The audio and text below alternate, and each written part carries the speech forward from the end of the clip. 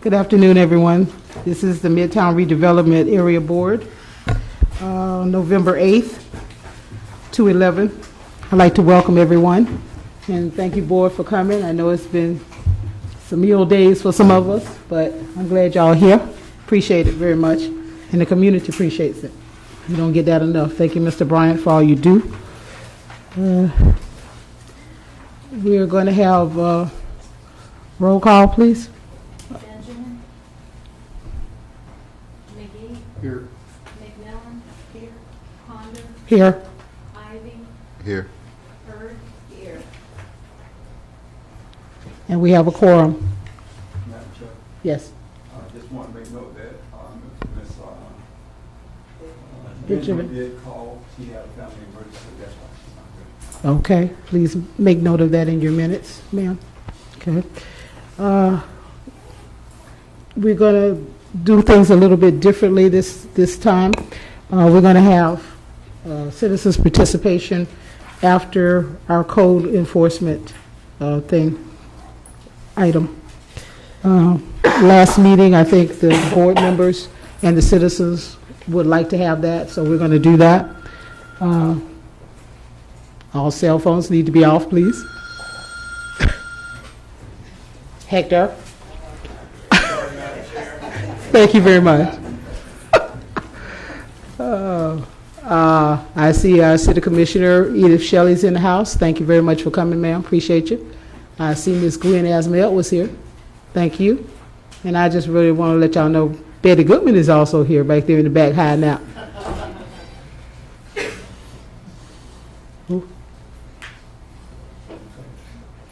Oh, yes, and Dr. Phillips, she like my sister, my child. I don't even think about it. Okay.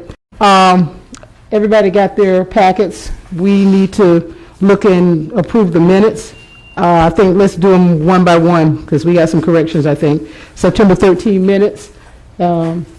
Is there any corrections? Madam Chair, I think September 13 minutes are appropriate. I make a motion that we approve September 13 Okay. minutes. All those in favor? All those opposed? Okay. The minutes for September 13th are approved. The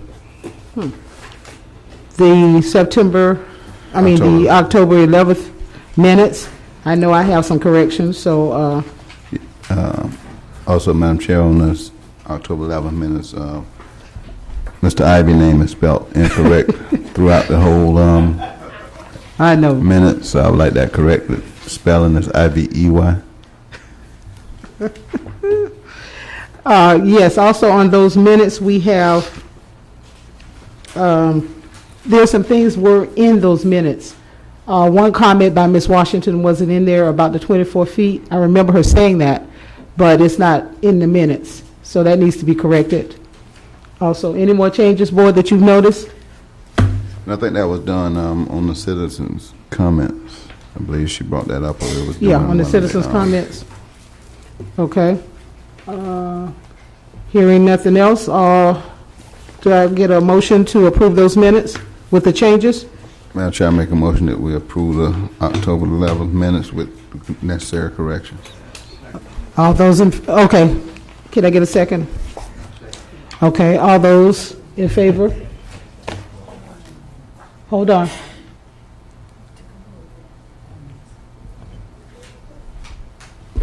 For the record, we need everyone to speak into the mic so that it's displayed for the public record. What she was asking about was the continuation was not in the minutes, Madam Chair. No, the vote. Or the vote? Is that what you're saying? Okay, Because I did think we took a, what you call it, vote. yeah. Okay. Did you get that, Madam Secretary? On the issue with the convenience store, we did a board vote, and it was It's continued. in there. Where? No. No, it wasn't No, continuing. we voted 4-2. Right, 42, but not approved. Where? Which minutes are we in? We're on October 11th. Right? It's there. Where? I did see it. I don't have mine with me, that's it. It was a roll call vote. Now, it did not say roll call, but nevertheless, it is in there. But let's have that checked, Ms. Secretary. Yeah, that our voting for the convenience stores, have them check it and make sure it's in there. It's there. It's there on page, it started on page 9 and went over to page 10. And then the board action is on page 10. We went to 42.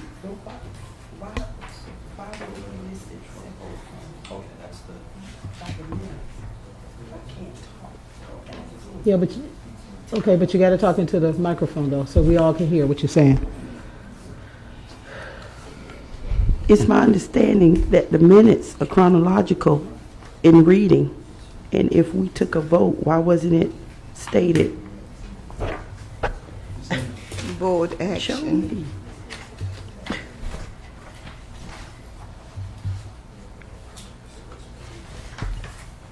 Okay? Page 10. I see, but I'm saying, why was it not put here when we were discussing it and put back here? Okay. Okay. Fine. Okay, any more other corrections that we need to do, board? Okay, I think we got a motion, we got a second. All those in favor? Aye. With the corrections? All those opposed? Okay, those minutes for October 11th have been approved with corrections. Alrighty, we're going to deal with addendum item, and it's going to be conceptual review for Sycamore RPUD, and that's a continue from October 11th meeting. Mr. Bryant? I think she's talking about the addendum change on the agenda. They changing that over. Moving it up, excuse me. We're moving it up. Yeah, it's on the addendum. DEV 2011-069. To the next item. Yes.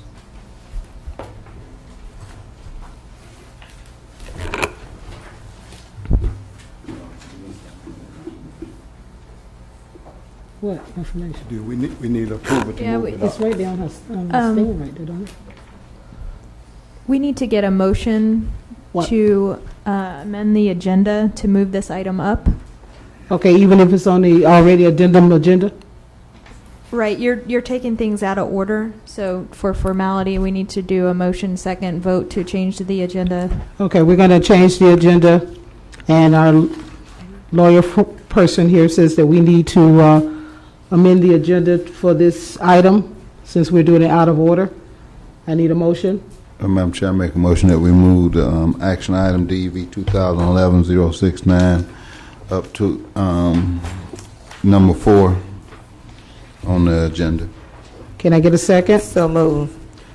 All those in favor? Aye. Aye. All those opposed? Okay. Now, let's see if we can get on with it now. Go ahead. Okay. Good evening, Madam Chair and Board. This is a continuation from the last Midtown Board meeting, site plan review DEV 2011-069, 925 Sycamore Street. This was presented to the board on last meeting. There's, as I understand it, there was a meeting, community meeting. I don't know the exact date. I know the applicant is here. As far as I know, there's no changes to the request from the last meeting unless he wants to address that and tell us about the community meeting that existed. Mr. Jim Morris. Okay.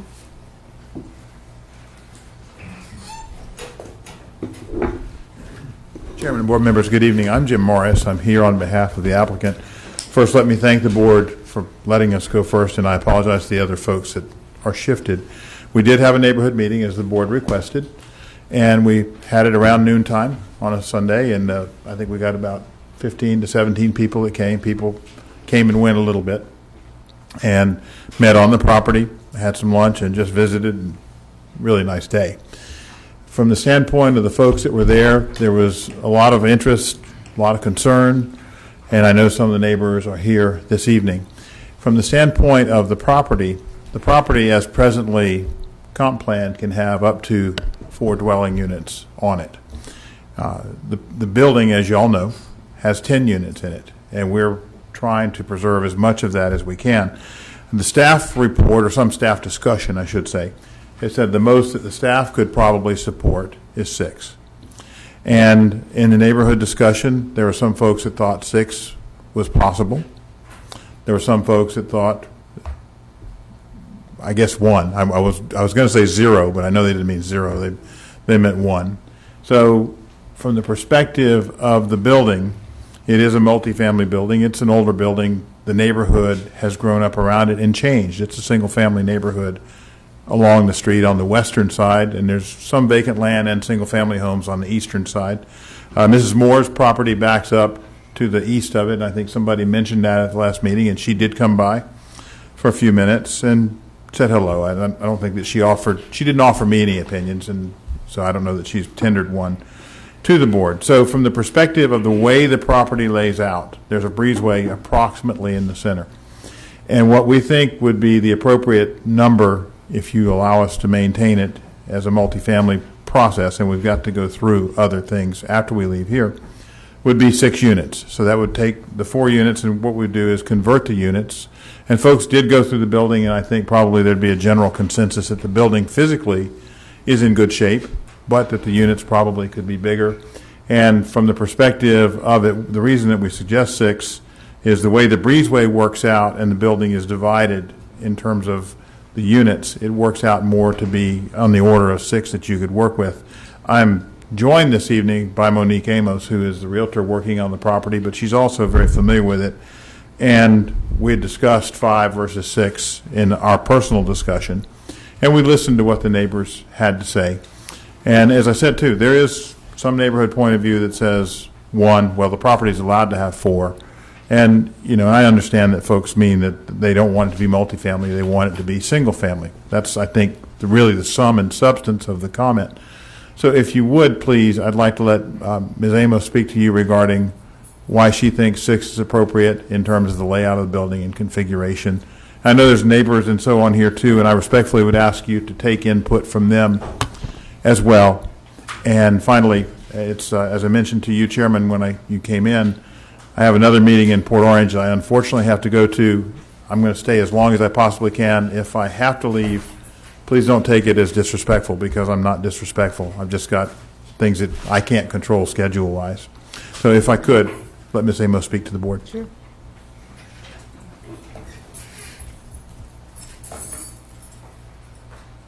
Good evening. My name is Monique Amos. I'm with Prudential Commercial Real Estate, and I represent Bayview Loan Servicing. This property is an REO property that was taken back. As you know, it's a 10-unit building. The way that the property is laid out, we believe that with the parking, irrigation, landscaping, and the way the structure is actually built, that it would be conducive to 6 units. You've got basically 2 buildings with a shared roof and a breezeway, so they basically almost mirror each other, not quite, but pretty close to. The way we looked at it was that you could consider it like 2 buildings, take one side and convert that to 3, and the other side to another 3 units to get the 6. Other than that, I don't really have anything. If you have questions for me, I'm happy to help you answer them. Okay. Thank you. Board, do you all have questions of Mr. Morris, sir? Will we hear from the citizens? Yeah. Okay. But if you have questions right now of these 2. Madam Chair. Yes. Ms. Morris, when Yes, we were setting up, I'm looking at the site plan that we currently, you guys are asking us to evaluate and review. I'm gonna start off by saying once again, when people want us to review a plan, you're showing us the old plan, but you're not showing what a new plan would look like. So that would make it hard to even evaluate and even try to talk to the citizens in that community about. I know you're telling us, okay, yeah, we might convert it over to 4, we might convert it over to 6. But when I sit here and look at the information that I have received, I'm still looking at the same 10-unit concept. Sure. That I know the parking won't fit according to the way it looks. I already know that we can't evaluate the plan feasibly without it, looking at something. Okay. What the staff instructed us to do when we started this process was to bring a conceptual plan. And so that's what we've done. If this goes through the process and gets approved, and we're not saying maybe 4, maybe 6, what we're requesting is that you allow it to be 6. And as I told you, the neighborhood has a range of opinions, and there's neighbors here that will tell you their opinions. So from the perspective of this plan, it's conceptual. And before it could be reused, it would have to go through the site plan process. And at that time, both you and we would know the number of units that would be there, and you would have a very specific plan in terms of parking, irrigation, all of those kinds of things. It's not unusual that you have a concept plan to discuss from general terms what something could be. And then if there's some consensus as to what it can be, and we get the approvals from the city, we still have to come back and do a site plan so that you will see the specific details of the particular plan. Because at the moment, in order to meet the concern, we do everything from probably show you 4 to 6 to 10. And each plan would be different. From a parking consensus perspective or count perspective, 6 is the most that it would support with the available parking on the site. So that's why you don't have greater detail, because it is a conceptual plan, and the object of being here is to ask the board for your input on the concept. The planning board still has to see it, city commission still has to see it, and assuming, and I remember what the word does to us, assuming that it goes through, we'd still be back to you with the site plan and come through the process again. So you will see details, and there isn't an effort to hide the details from you. It's just a matter of what would the details be, and it depends on what your point of view is and that of the planning board and the city commission. I think when we was actually having the discussion, I think it was last month, some of the questions that came up, Madam Chair, was how do we deal with that neighborhood is one of the oldest neighborhoods also in our community that consistently sits with single families. When we're dealing with a single family older neighborhood, when you start looking at bringing apartments into an area like that, we're going to start creating I think a density problem, along with more problems when it comes to when you really start looking at who rents. These are basically homeowners in this particular community. So one of the things that I would sit back and ask Madam Chair, I would like to hear from the community again. I know we were thinking about having a discussion, and correct me if I'm wrong, Reed, on this building. I don't know where it's sitting at as far as REO, but this might be one of the areas that we might want to put housing into. So I don't know if that discussion even went on also. So before I would even think about trying to move a plan like this here forward, I would like to know where we're sitting as far as are we looking at buying it and putting single family homes in there to make sure it stays a single family older community that would keep the neighborhood intact. And I don't know the comprehensive use, future land use that we have sit over there, but I think how long has this property been vacant? Well over 2 years. Well, I'm not sure. Approximately 2, but that's an important point, because it isn't a question of bringing it into the neighborhood. It was there as a neighborhood formed around it. Right, it's been vacant. The point we're looking at, it's been vacant. And once it becomes vacant, everything changes. So before we decide to tie up a neighborhood again or bring vagrants or destroy that neighborhood, I want to make sure that we cover every angle that we possibly can. And I would like for the city to really explore if we can perhaps work with the bank to buy that property and keep that neighborhood a safe neighborhood.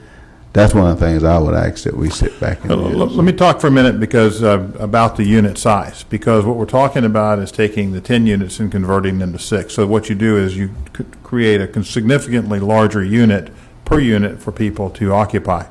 And how those are occupied, whether they're rented or condominium style, you could do either one. But from the perspective of the REO, that wasn't discussed at the neighborhood meeting. What was discussed was a house that is on the corner that apparently it looks to be finished, but apparently has never been occupied. That was about the only thing that was discussed in relation to additional demand for single-family homes in the neighborhood. But I will say this, that neighborhood is a neighborhood that is solid. I know the folks that live there, some have lived there for a very long time. Other people have invested in that. We're not disregarding that neighborhood in any respect. It's a single-family neighborhood. I characterized it as such in my opening comments to you. What we're trying to do is to find some reasonable way to reuse a piece of property that presently sits there vacant. It's boarded up, and it doesn't complement the neighborhood either. From the standpoint of the city's purchase of the property, if the city was interested, I imagine the owner would be interested. They wound up with it because they financed the use of that property in the neighborhood, and it's non-conforming with the codes. And you're right, Mr. Ivy, it is non-conforming, and when you're vacant, you lose that non-conforming status. But for that, it could have continued as a 10-unit building without any improvements. But, you know, they say a bullfrog wouldn't bump himself when he jumped if he had wings, so we're talking about different things. Anyhow, there's a point of view here, and y'all are the people that have to decide. And I think we've explained to you what we can, and there's no point in doing it multiple times. You know what we're saying, and we hear you too. And I would say to the neighborhood at large, I enjoyed my afternoon out there. We were there for a couple hours. Folks were all really nice, welcoming, and curious, and they've got their opinions and ideas, so they're going to give those to you. And thank you again for letting us go first. Okay, thank you. Go ahead. Do you know the square footage in each one of those building pieces? It varies. They're approximately. Not just the whole overall, not the... The overall is about You need to come to the 14,000 mic. square feet. I believe it's about 14,000 square feet. It's about 550 square feet per unit. 5,500. 50. I don't have it with me. I may be thinking of the lot size, but Yeah, it's not a 14,000 square foot building, I'm sure of that. no. There's 10 units at about 550 square feet, so about 5,500 square feet.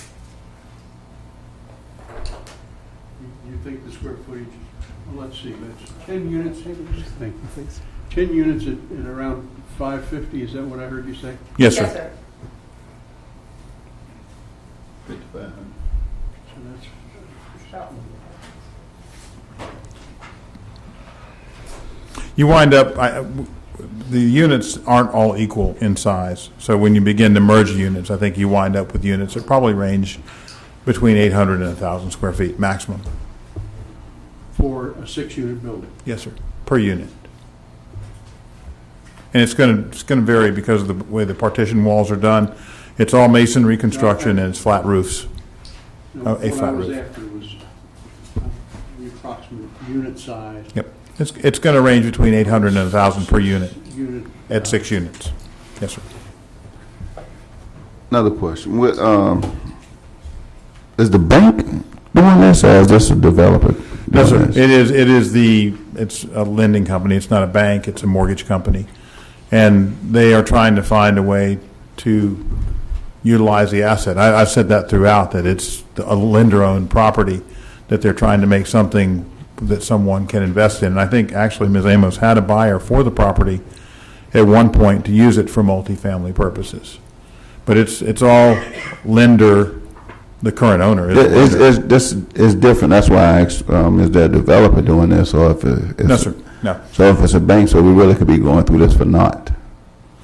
Well, Unless it's a new concept that the banks are doing now, coming in redeveloping. no, they're not doing that. Properties, then I'm like, okay, then let's see it. But if we don't have a buyer or a developer on it, then we might be going through this whole process for naught. Well, no, you're not, because from the perspective of the process to make it something that someone would consume, it's still got to come back to you again. And, could it be that nothing happens? I would say that's certainly possible. Could it be that it's redeveloped? That's also possible. But we're dealing with the regulatory scheme that's in place on the property and trying to function with that. Because if you take the property and simply leave it as it is, I think there's two potential outcomes. One, it just stays like it is and no one does anything with it.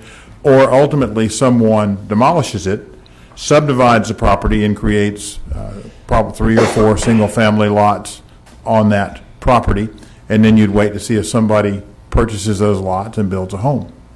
That's, I think, the alternative solution to it, or the two outcomes that happen over time. And which one would happen, I can't guess any better than anyone else. Any more questions for the board? Would the owner consider changing the elevation so that it blend in better with a single-family neighborhood? The current owner Can would... we hide it? Sir. No, the current owner would not, simply because they're not going to do anything to work on it. They're looking for someone that would purchase it to accomplish that. The new owner might, but that's anybody's guess again. It's a tough situation to be in, and I don't want to somehow create a different picture than what it actually is. So that's how we see it. Thank you. Any more questions? Okay, as I said, we're going to listen to what the citizens want to do, the audience. So if anyone has something to say on this matter, you have 3 minutes to state your opinion. Yeah, all right, say it, 3 minutes. Madam Chair, board members, Thomas Huger, 928 Sycamore Street. We would ask, well, I'll speak for myself. I personally would ask that the board accept the recommendation from staff, maintain the consistent zoning that it presently has. It's 8 units to an acre. They basically have control of a half an acre, so that would make it approximately 4 to 5 units. Thank you very much. Okay. Anyone else?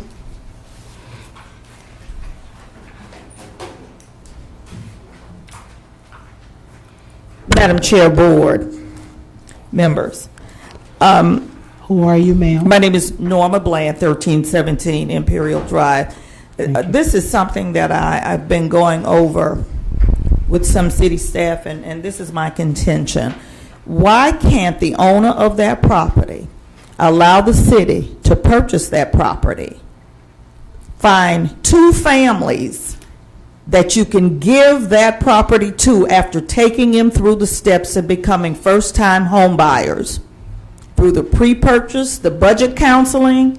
That's an investment to ensure that you have families who can become first-time home buyers and property owners, because most of the residents in that area are over 75 years old. There are not that many children in that area. The children have grown up. So the city can purchase that property,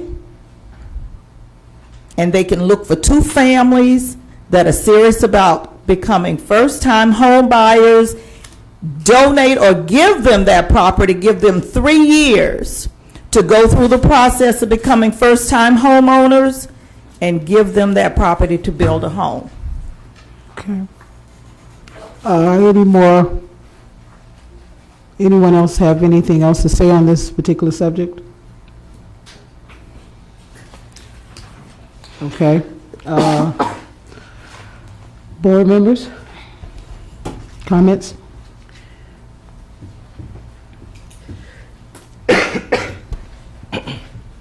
No, I do not have that many comments or anything. As I stated last time, it would be nice if the bank would consider just giving it to the community to make a community playground sitting area.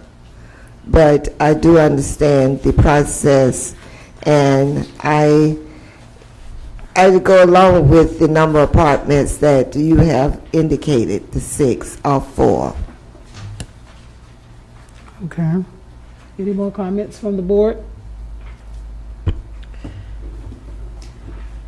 That question goes back to what Mrs. Bland was speaking on when I asked Reed about the amount of property that we own that could be donated back. In the event that nothing comes to fruition, what will happen? Will it sit and deteriorate and be demolished, or, I mean, something's going to happen? The status right now, Ms. McMillan, is that this code enforcement action was taken, and they wanted the property to be secured. That's why the windows are boarded and so on. So the doors are operable, they open with a key and so on. But presently, the building sits like it does because it can't be reused. Code enforcement wants it secured. And the general standard for code enforcement activity is if they perceive a threat to public health, safety, and welfare, you've got to stabilize the property by preventing what they perceive to be a problem, they being code enforcement. And in this case, with the issues that are with crack houses and those kind of things, the primary thing in a structurally sound building is to prevent people from trespassing by being inside the place. And there isn't anybody going inside it as far as I know, and it certainly doesn't look like anyone does. So that's what would happen, certainly in the short run, and to me the short run is 3 years, 5 years. It's hard to say precisely. The longer term, if it's going to be single family, ultimately someone, perhaps the city, will use it for single family purposes, so it would be demolished, and then it has to go through a subdivision process to create the separate lots for the separate homes that could go there. And by my estimate, 3 single family homes could go there from a dimensional perspective. From a density perspective, Thomas Huger spoke about 4 to 5, and I think he's probably correct in terms of the comprehensive plan. But the comprehensive plan deals in theoretical maximums, subdivisions deal in what you can actually physically do with a piece of property. Was that option presented to the residents in the community, that if you did not receive a buyer for the property to be developed to the 6 units, were the residents in that area in agreement that the property could be turned into single-family homes? Well, the neighbors certainly were aware. I know that folks were aware because that was discussed by some neighbors that were there. And so I'm trying to remember specifically because we were there for 2.5 hours or so, and we talked a lot. I think it probably was discussed, but if I couldn't quote you. May I ask Mr. Huger, have you received any type of consensus from the residents in that area? Would they rather see homes developed or let it stay as is and be developed as apartments? Well, we have several of our neighbors right here that you can talk to them directly. I won't be a spokesman for them. Any one of them. Yes, them come up. Okay. As far as I'm concerned, Yes, sir. I would much rather see single family, but I understand investment and financing and assets and those kinds of things.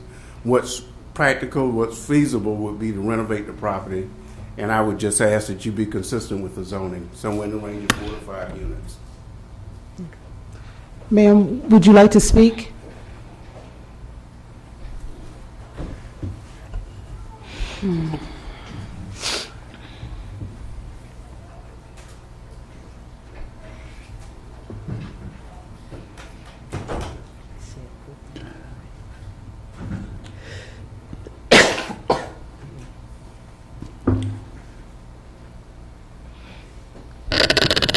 Robin Hill, 911 Sycamore Street. Okay. I didn't speak because everyone summed it up. What I feel, Mr. Ivy, I feel single, and this lady here, single family homes for me, my family, and we're right next door. Okay. All right. I just wanted to make sure that we heard from the residents too, so that we get a clear view of what you all want us to do. Thank you. Thank you. Go ahead. Madam Chair, as we move on to this particular item, I'm just a little confused, and maybe y'all can help me. We have it on here for an action item. So what type of action or is it acts to be taken at this particular point? Because it's Right. No it's actions vague. required for a concept review, but I believe Mr. Morris is looking for direction whether he can have 4 units, 6 units, or 10 units, or that's basically your question, right? Yeah. From the staff perspective, the staff wanted the planning board and the city commission to be informed as to the point of view of your board. So that while I don't think you normally participate in plan amendment process in the normal action item sense of things, I know that the staff and the planning board and city commission are interested in your point of view. And so that's for you to express your point of view, whatever that sentiment may be, and it can be in the form of a motion. And so my understanding is that's why we're here. Okay, but if we, since we're just collecting consensus, and that's what I think we're doing, you know, if we sit back and we're listening to the board, you know, if we're going to stay legal on it, I have to agree with Mr. Huger that if you were going to put something over there, it would have to be to today's code and today's comprehensive plan if you was going to go down that line. Now, I don't think I could personally sit here and support a 10 unit going over there into that area since we just talking and it's conceptual. But if we were sitting here following the future land use, the codes, the zoning, whether we allow now, then that's what the decision I think it should be rendered off of, Madam Chair. If we're looking at what does the code say, what does it allow, and what impact would it have in this particular community. So to sit here and say, well, I agree with moving forward with a 10-unit building, I'm going to say no because that's what I'm looking at. I'm not looking at a 4-unit or 6-unit conceptual plan. But if we had to make an action for we don't drag it on, I would have to go along with what Mr. Huger said when it comes down to following the code. I think we would have to follow the code. If you would make a motion to that effect, you would certainly give the board your input and also give us some guidance as to what we need to do from here if the board has reached a conclusion. But let me say, in terms of the request, I filed what we have, but we came here to discuss it with you, and we came to the neighborhood to discuss it with them. And it's an idea. And, you know, whenever you talk about ideas, there's any number of ways that people take an idea and they go, I agree with the idea, I don't, or there's some in between. So we're asking you for guidance that can be heard by the other boards and the staff as we go through the rest of the process, which isn't a short process. And right. So and you have the discretion right. to go. And that's what I'm saying. I don't think that we're in a position to take action on a plan. I think he has consensus of the board. I think he has a consensus of the community. But again, I think we would have to follow the law.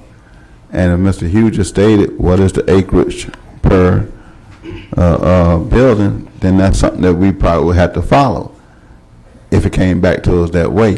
So I don't think we can say say no, and correct me if I'm wrong, Reed, or attorney, but I think if a plan came back here and it was within code and the community basically saying they would support 4 to 5 units or tear it down, then because if we hear tear it down, I just don't think we can run the decision on a conceptual that we have no developer, we have no buyer, but we have a speculation.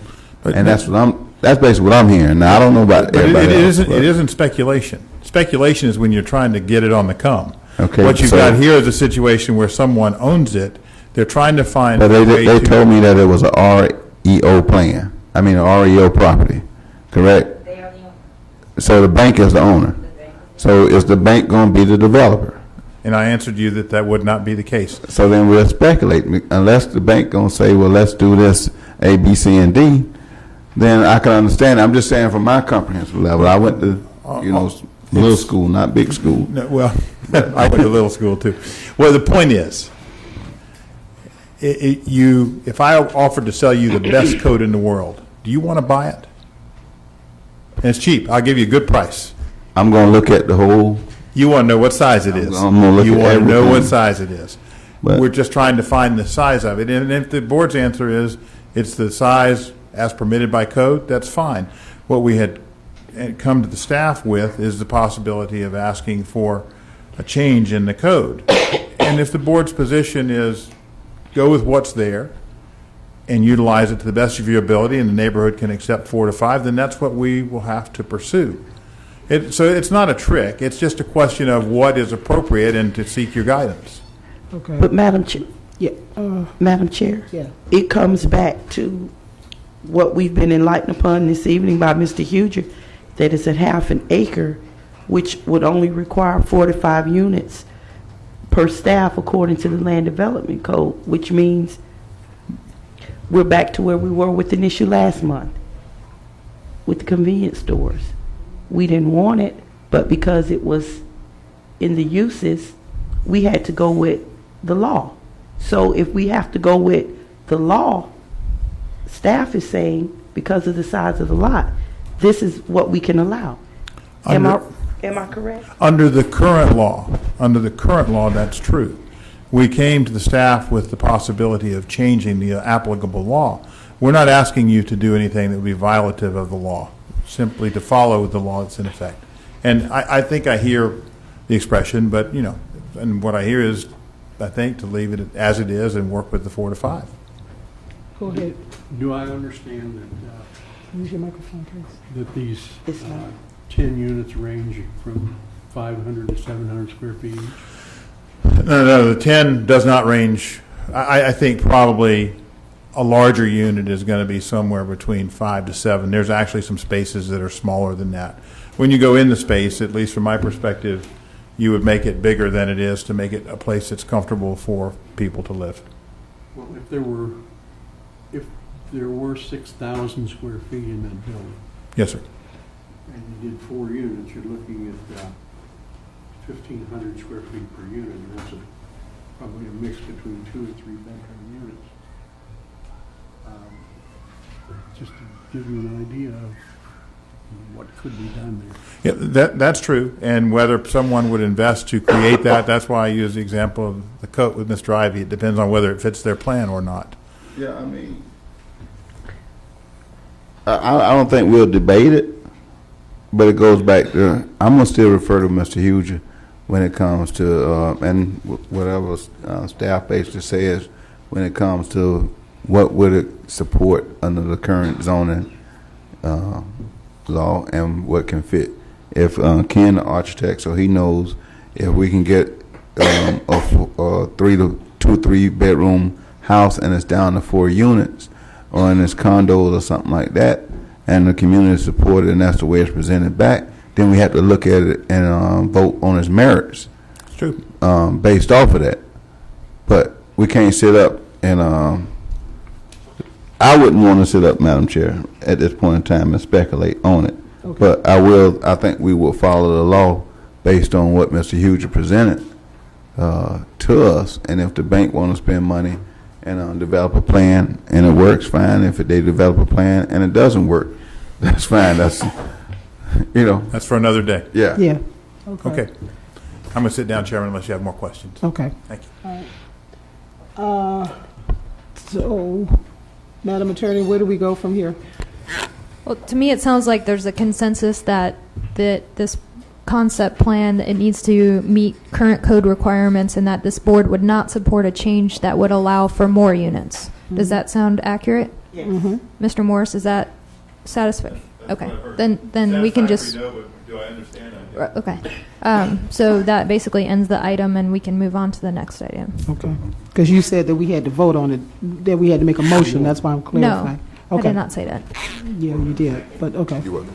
All right, thank you very much. He's gone. Doggone him. Okay, I was going to introduce code enforcement, the new code enforcement officer. He's gone. No, he's not. Mr. Hector. Yes. Thank you for staying. I wanted everybody to get to meet you and give us a little overview of who you is and all that good stuff. Thank you. Madam Chair, fellow board members, my name is Hector Garcia. I am the new Community Standards Compliance Manager. What that means is that I oversee code enforcement as well as animal control. My background is 8 years in code enforcement. I've worked for the city of Altamont Springs as a code enforcement officer, and I was also the manager for the city of Deltona's code enforcement as well as their animal control division. Prior to that, I was a police officer in the state of New Jersey, 14 years, 9 years as a detective, 5 in patrol. So that's my background. Been here in the state of Florida for 8 years, and I am excited about being here in Daytona Beach and hopefully making some changes and working with Ms. Ponder very closely. Oh, Mr. Hector. Okay. You all right, Denise? You need some water? I wanted him to stay so everybody could get to see his face. So when you see him around your neighborhood, you can always stop him and ask him questions if you have any questions for him.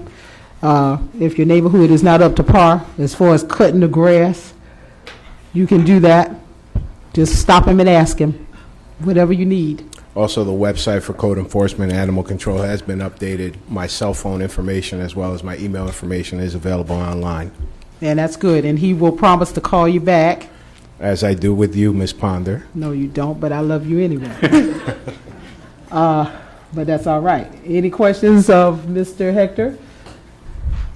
We're happy to have you on board, and hopefully you will listen to us and hear us, because we are the ones who live in the community. Thank you. Thank you very much. Have a good evening. You Thank too. you for the opportunity. Yes, sir. Code enforcement, go right ahead. Evening. Mr. President.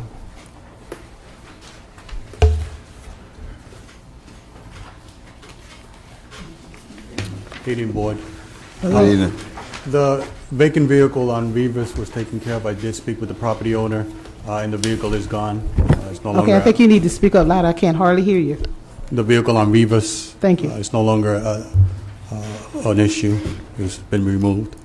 One of the properties on Franklin Street that was maintained of high grass and weeds, trying to keep the vacant properties throughout the city with the high grass and weeds. I know you're a stickler on that, Ms. Ponder, but we're working hard on that. You ain't working hard enough. No, we're trying. Also, this a vacant lot. We have numerous vacant lots that's excessive high grass and weeds, and we're trying to bring them to this state here, mowing the grass and just keeping these vacant lots from being overgrown and not maintained from these owners that are not citizens or living here in the city. This property here is from Caroline, vacant lot, Caroline and Parkway, has been mowed. Vacant lot, doing mechanical work. I did speak with the property vehicle owner not to do mechanical work or major repairs on vacant lots. The vehicle was removed. The next few days it was removed. Also a property here on Foot Court, excessive high grass and weeds. The parkage area was overgrown. Property owner took care of it, mowed the property, and looks a lot better. There's also adjacent vacant lot towards the east of this property that also has been mowed and taken care of. So we're basically just trying to keep these vacant lots and vacant homes from being overgrown grass and weeds, and keeping the junk vehicles away from the property. 516 Loomis, vacant property, has been vacant for the longest time. It was excessive overgrowth. City mowed this property, and it looks a whole lot better now with the excessive high grass and weeds. As I said, main objective is just maintaining these properties that are vacant and vacant lots throughout the city. Also with the excessive junk vehicles and unlicensed vehicles that we have throughout the city, and trying to put a stop, a blight on the vehicles throughout the city. Okay. Madam Chair. Yes, go ahead, Denise. The property on Franklin Street, is this the house that caught on fire, or is it the one next to it? I'm not aware of that. I don't have that information. That property doesn't look like it was on fire, so it might be the one next to it. So what's the status? I mean, is it up to code or just vacant? It's up to code. It's secure. It doesn't look like it's on fire or it was burnt. I think it's the one next to it. The one next to it, yeah. So this property is just, no one's rented it? Right. It is secured. And it's up to code? It's vacant, yes. We just had an issue with excessive high grass and weeds and people just throwing trash, leaving trash out there, and that was resolved. You want to say something? Boy, the house that you're talking about, it did have the fire damage. It's the greenhouse. Okay, I see. I have, it is on the condemnation list that has to go before the city commission to be approved before we can do anything with it. But it is on the list. And it's my understanding that you all are working in zones instead of just trying to answer the calls and run all around. Well, we do answer the calls as they come in and address them accordingly. I don't ping pong throughout Midtown. I take a section and work that section and move forward through that section. Right now, I'm currently working the interiors from Orange and Shady. So that block there from Shady to Orange and Orange to the railroad tracks. Just working the interiors of that area. Also working Orange Avenue and Magnolia. So that block between Orange Avenue and Magnolia, working that area there with junk vehicles and high grass and weeds and other issues that might arise. We still answer calls that come in accordingly. I see Haynes Street has thinned out. We're working It on looks better. I've spoken with the property owner and seems to be cooperative. Any more questions? Okay, you know I have questions. We went on a ride yesterday with Dr. Phillips and Charles and I, and we went through the interior, and the grass is almost tall as you are. It sure is. And, yeah. Sure is. So when do we get those cut? I mean, this is city property. It's not nobody's house I'm talking about. I'm just talking about All city property. city properties that I come in contact with, I send it to Brad. It's Brad, and he's been taking care of most of the ones that I've been sending out to him. Okay. So all city Who cuts the grass? Do we know? If it's city property, it'll be the city. Okay, just city employees or? Okay, I was thinking, do you have the prisoners doing it too, or that's not who do it? No, not the prisoners. City employees, I believe, right? They don't have a contract. Okay, all right. Charles, do you know the name of those streets? We need to get them to him so he can get those cut, because they look bad. I was embarrassed to take Dr. Phillips out there, because they look like jungles. I'm surprised when you see cats coming out. And I mean black cats, it looked bad. I mean, Mr. Lopez, it looked very bad, very bad. But I thank you for your report. Any more questions, board? Oh, it's picking up. Coming. Huh? It's coming. Pretty good. All right, thank you. Okay, good evening. Madam Chair. Yes. I'd like to make a motion that can we move back to the addendum agenda and do the land LDC code text amendment before we go to the master plan. That was my intention. Okay, thank you. Okay. You need a motion. We need a motion on that to go back to the other addendum. Yes. Okay. Madam Chair, I make a motion that we move back to the addendum agenda to DEV 2011-094. Okay. Can I get a second? Second. All those in favor? Aye. All those opposed? And let this be our last time doing addendums. If people don't come when they need to come, we're going to need to, we need to get a time frame for people to come and do this so we don't have this addendum thing going on, because this is the pain in the butt. Okay. Charles?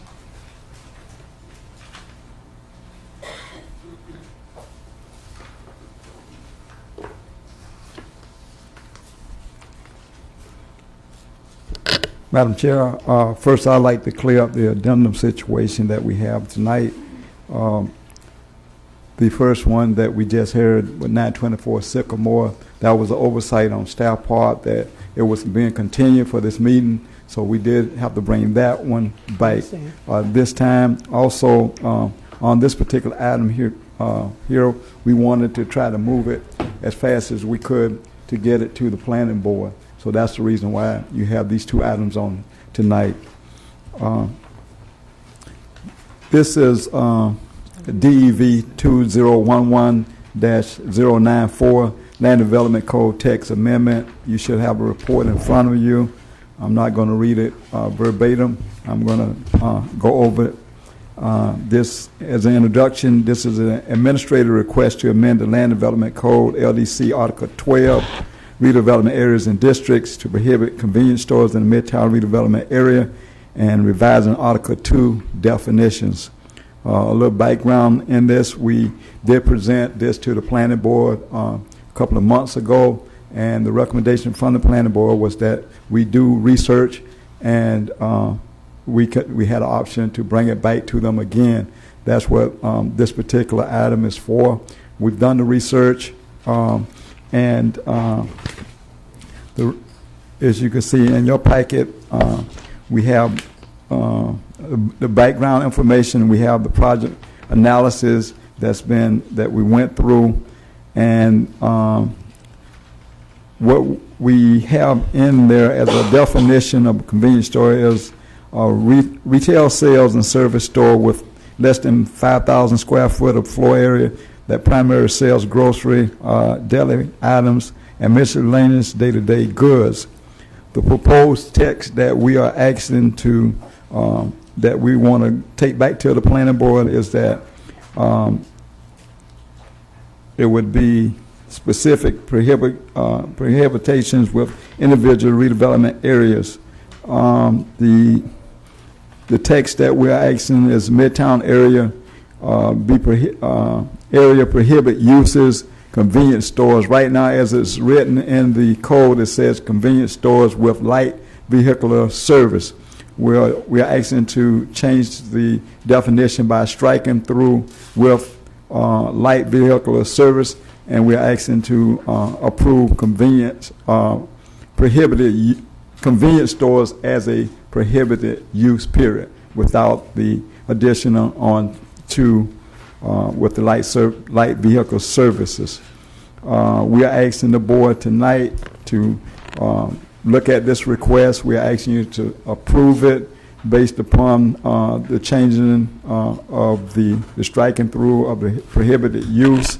We do have attachments that we are going to be presenting back to the planning board. We have a copy of all the information, the big packet that I presented to you with the pictures, with the code enforcement information, the police reports that for each convenience store.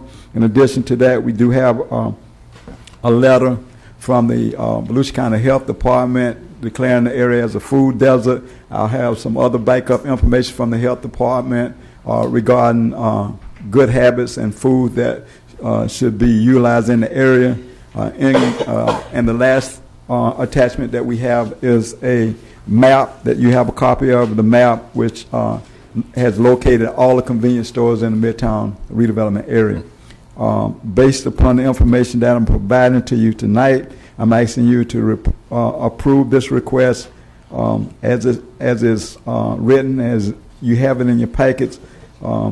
The request to prohibit convenience stores as a use in Midtown area by submitting it to the planning board and striking through convenience stores and asking them to approve it with that language. Okay, board. Do we have any questions of Charles about this amendment? I know we went to city commission meeting and we had our time there, and I want to thank you all for coming to that meeting. The planning board meeting will be, what, the 17th, I think, right? Yeah, next Thursday. Next Thursday. And I would like for you all to come and be there if you can. But do you all have any questions of Charles right now, this amendment, this text amendment? Yes. Go ahead. My understanding is this deals with the definition of a convenience store, and it says retail sales and service stores less than 5,000 square feet. That's correct. I thought we had always been talking about convenience stores with a minimum of 5,000 square feet. No, it's with less than 5,000 square feet. I'm sorry, please say that again. It's with less than 5,000 square feet, not a minimum.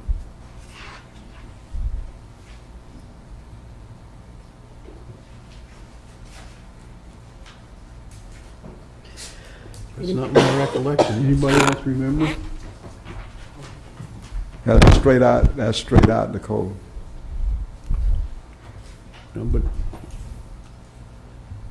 the board, I believe, wanted to, my recollection is the board wanted to permit convenience stores greater than 5,000 square feet. This same thing. This would, does anyone else recall that? I think one of the things that we were trying to do is make sure that if a 7-Eleven or something like that wanted to come into the area, a major chain, I think we had stated would be allowed to come in, such as a 7-Eleven. That was part of the same conversation. Yeah. So basically what we had to probably do is amend it just to make sure we can allow a major chain. Is that what we would have to do, or? Well, the way it's written right now, because you can't zone based on the owner. So the way it stands right now, I don't know, typically are 7-Eleven stores larger than 5,000? Yes. Then they would still be allowed, because this is limited to those that are less than 5,000. So they would still be in. Well, one of our objectives was to allow such stores as a 7-Eleven. Right, so this would not hamper that. Right. So this amendment would not prevent that from happening. 7-Eleven could still come in. This language is telling me that I can have, this language is telling me that I can have a retail sales and service store with less than 5,000 square feet. No, this amendment says you can no longer open convenience stores under 5,000 square feet. So what would happen if we just struck out no convenience stores, period? Can't do that. Can we do that? I don't think so. Except for a major chain? No, that's zoning based on who's owning it. You can't do it because it's a chain or not a chain. But square footage is a legitimate way to distinguish between small stores versus bigger stores. If that be the case, then we should look at a convenience store should be anything with less than 5,000, less than 10,000 square feet. Because not that we don't have, I don't know what size buildings are left in our community. And that's what's scary. Because it's a couple of two-story buildings that's left. Man, when if they was to start counting the square footage, they would say, well, I got this on the bottom floor and I got this on the top. And it might be over 5,000 square feet. So now they'll be able to come in, be allowed to come in to our community again and put a convenience store on the bottom. And then they might put apartments or something on the top. So then that's the way they would just get around. Oh, I don't believe that would, when you're calculating the square footage, the convenience store, yeah. It's a separate building. If they're under 5,000, even if it's combined with some other use, then they're not going to be able to get in that way. And it's the square footage of the building. That was my thing when we had the meeting, not of the property. It's of the building, the existing building. No, it's going to be the square footage of whatever the use is. So if they come in and they're under the 5,000 square feet, okay, that's if you were to approve this, and it went through the whole approval and this took effect, then you could not put in a convenience store, say, into the old former police building, which is clearly over that amount. But if they're under 5,000 square feet in a part of that building, can't do it. they'd have to occupy more than 5,000 square feet for that use. Also, while we're looking at this, let's say hypothetically, how do you know that law where a liquor store can't be located within 500 feet of a church and different things like that? Would that particular type language go in here also? Could that type of language go in to the LDC change? If you're going to prohibit these smaller convenience stores that you're concerned about, you won't need a separation. If you're going to do something like a conditional use versus what is being proposed here, you could use separation requirements and other techniques, different, particular zoning district, so you really limit the opportunities for it. I think we talked about that in our meeting on Monday. I had a meeting with Reed and Charles and Paul McKittrick on this subject, and we got to make sure that we tighten it up when we go to comprehensive plan and that kind of thing. But this right here will stop it. If we approve it tonight, this will stop the less than 5,000 feet, which I don't know what buildings we got now, but whatever. It will, put a halt to it. So, I don't know where y'all want to go with that. Go ahead, Denise. No. Okay. I'm sticking with this. Okay. All right. I understand. Okay, Ms. Hurd, do you have any comments on that? No comments. Okay. Ken? It still looks to me like I could build a 250 square foot convenience store. It's less than 5,000. No, under, if you look at the proposed text change, Article 12, Section 2.2, uses specifically prohibited. They're going to prohibit convenience stores. So when you look at the definition for a convenience store, it's a retail sales or service store with less than 5,000. So if you have a 250 square foot convenience store, it's less than 5,000, and it's on the prohibited list. Does that make any more sense? Maybe. Maybe. Ms. Ivy? No, I think they've answered all the questions. One clarification. What's the intent for light and heavy vehicular service? Because under the proposed text change, it's striking out with light vehicular service. And page 1 of the memo, at the very bottom, vehicular service, light and heavy, is that supposed to be added along with this convenience store? I took that to think that in our area we are currently finna prohibit car washes, convenience stores, vehicle service, light and heavy, along with the outdoor storage, package stores, used clothing sales, used furniture sales, and vehicle sales. So now all these here would definitely be added onto the prohibited list that we're trying to send back to the planning board. And this might be at the planning board level, though. Was convenience stores the only one that was left off? I think so. So this was just background information as to what happened to get us to this point. But the only thing that we have less, I think the only thing that they didn't take off was convenience stores. Okay. Go ahead, Reed. I was going to say, we will probably be coming back to you because we've been having a general discussion about other text amendments and prohibited uses. So I think if we have a chance to talk about that in the future very soon, we'll probably bring up some other issues that you've been talking about for a while. Okay. And we'll address that separately. Charles, do I understand that you just said that all of these uses, with the exception of convenience stores, have been stricken from the list? I'm almost certain that's the case. Yeah, and I don't know that. So the new language that was adopted hasn't been codified yet. It's not published. So without that information in front of us, I can't tell you for sure whether it's on there or not on there. Okay. I need a motion to accept this change. Madam Chair, I make a motion that we approve What's that? LDC. Had it. Text amendment. No, I got that. The number. DEV 2011-094. Yeah, I apologize. Long day. Madam Chair, I make a motion that we approve DEV 2011-094 in the Land Development Code text amendment.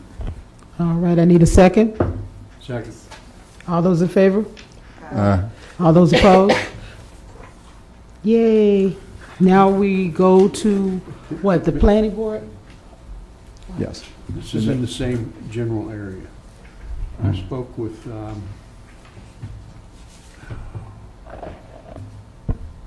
the lady who is on the city council now. Edith Shelley? No.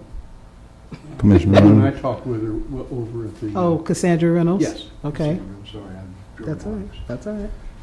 But she said that if we made a motion, the board, to ask for a moratorium for these items A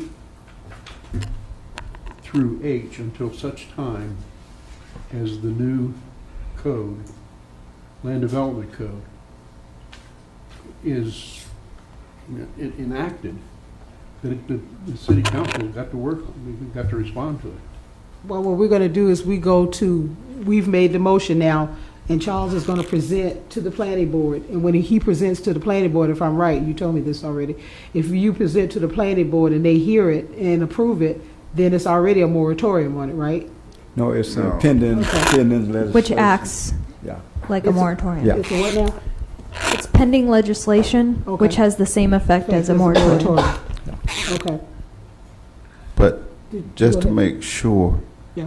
I think I'm more in agreement with Ken, because we don't know what applications are currently pending in TRT anything. So if we sit back and made the motion now and they can go to the city commission, it might be a good thing for us to do to make sure that these different things are covered, because our next on the discussion item that we're going to be discussing will be the Midtown master plan. And I think a lot of good things are going to come out of that. So if I would, Madam Chair, I would like to go along with what Ken is saying, for we can get our administrative house in order. And that's just my opinion, you know. I just wanted to point out that a moratorium would go to the planning board before the city commission, so there's no need for the moratorium since this is on the planning board's next week. Yeah. So you will be covered for convenience stores. But what about, but we talking about the other items, some of the things Ken talking about. Well, from my understanding, what we just talked about, that planning board already approved those other items. You sure? Yeah, I think so. I'll verify that, but I think this was We on don't there. have the first tool to turn away a project which satisfies the current code and we all know is not to the best interest of the development district. We don't have the first tool. And if it were a moratorium, and if it were clear, everybody'd be a lot simpler, life would be simpler. So you're asking for a moratorium on all development in the Midtown area? No, just items A through What? And H. And what I'm telling you is that from what Charles and I just discussed, A, C, D, E, F, G, and H are already prohibited, and that this text amendment tonight added B. So they are all In the current. current code, those are prohibited. Yes. Say that again. A who? Go again. A, C. What? Yeah, all of them except B. Okay, and you added that one to. And B was what we added tonight. So asking for a motion for a moratorium for 90 days, for the master plan that's due for approval in January 2012. Yeah, you don't need that. because you've already prohibited them. Yeah, because if you get a moratorium for 90 days, 180 days, you're going to be right back here again trying to get a text amendment to prohibit them. Because that moratorium is going to run out, then you're going to have to do something again.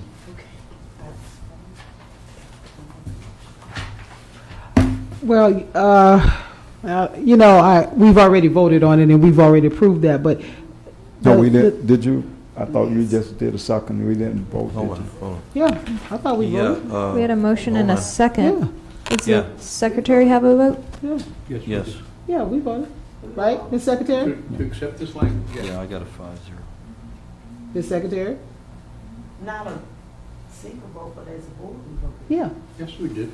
Yeah. I said, yeah. Okay, we did. I have it as a 5-0 vote approving on my list there.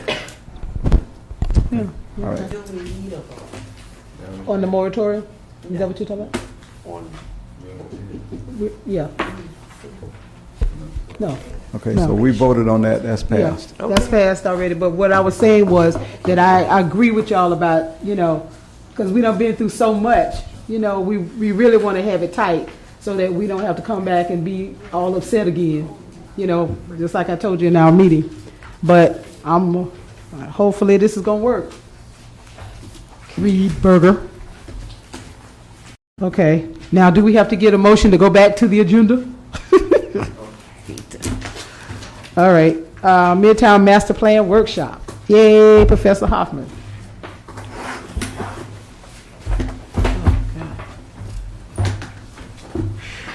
It's a big old document.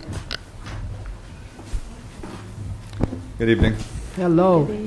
Board members, Craig Huffman, 1127 Morningside Court in Tallahassee, We might need to take a 5-minute break. It looks like we're going to lose our quorum here, Beth.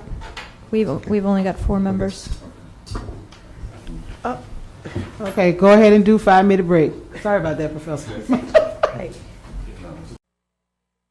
We back in session. And Professor Hoffman is at the podium. And we're talking about our finished master plan. Yay. Go right ahead. Good evening, everyone. Craig Huffman, 1127 Morningside Court in Tallahassee, Florida. And I think we've arrived at an important destination. Obviously, we're going to have some editing and refinements and fine-tuning as we go forward. And I will be available next week. I understand there'll be a follow-up workshop, I guess a week from tonight, and I'll be here for that, I guess, at 4 o'clock in the afternoon. What I thought we would do is not spend a lot of time and kind of going over how we got here, because I think most of us know that, but kind of focus on where we've arrived, some of the new drawings and renderings that really show what this could look like when these things are implemented through time, and then more on some of the nuts and bolts that are in the development guidelines and standards. Maybe pick up on some of the conversations you've been having, some of the other issues tonight. So I'm just going to really fly through a lot of these plan development process. We've been there, done that. The workshops are important, 6 of them, and that was obviously very important as we all promote and sell this to the community and other boards and bodies that need to approve this. That's a very important aspect. I think we should all remember the participation of the community in the workshops.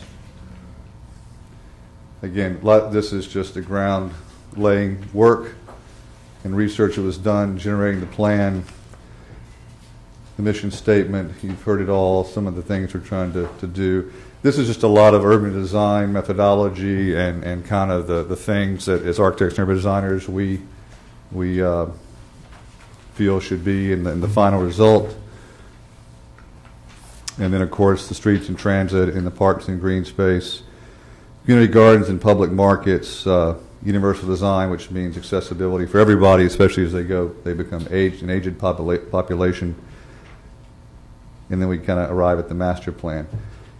The 12 actions really haven't changed from a previous workshop. We've refined them and edited them, but we always feel that you should always at least have a short list, of 10 to 12 items that are key things to implement in the plan.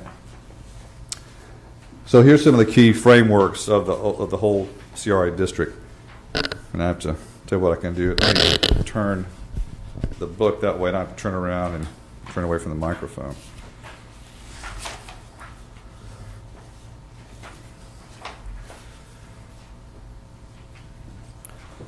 Okay. One of the key planning strategies is to break up this large area into smaller components. And so that's why we established this concept of what we call the 5 squares. It's really the 5+1. The main organizing center. There's not really a clear heart center in Midtown. That'll be established at Martin Luther King and ISB.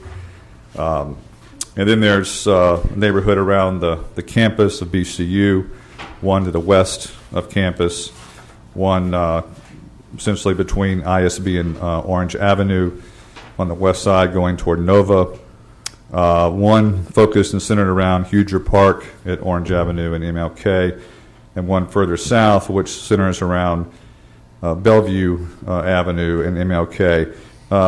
For some of those, there's not really an identifiable or clear center at this time. For number 4, Huger Park, it has that, and we feel it's a great opportunity to pick up and reinforce Huger Park. But again, over time, if these new zoning and land development strategies are enacted, then they'll start to build up those other intersections, Keach and Mary McLeod Bethune, Bellevue and MLK, et cetera, as neighborhood centers. The transit loops will reinforce that. One thing we feel is very important are the street extensions that we propose. We know those will have to occur over time. There'll have to be some right-of-way acquisition. There'll have to be some serious public involvement to do this, but these things happen in communities, in cities over time. Streets are connected, streets are extended. And at least this gives us a roadmap of where to go. And we feel Oak Street, Loomis, Malley, or Maley Street, I'm not sure how to pronounce it, Mealy, which is just north of the proposed new Dickerson Park expansion. And then you'll see Foot, is that correct pronunciation? Foot Street? Foot Court. Foot Court. That's another one that we've added, doesn't show on this plan, that will show up in the more detailed town center plan. Parks, new green spaces. I think what you'll see here, there's a lot of greenery all around Midtown, a lot of mature trees, and that's a great asset. Streets, vegetation, properly cared for and manicured, as we've seen earlier. Enhanced property values, they add quality to the public realm. But if we took out all the public green space here that we're proposing, all we really have is a green park, up here in the. There we go.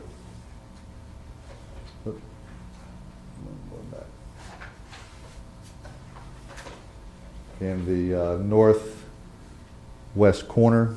I'm trying not to do that, but it wants to keep going forward.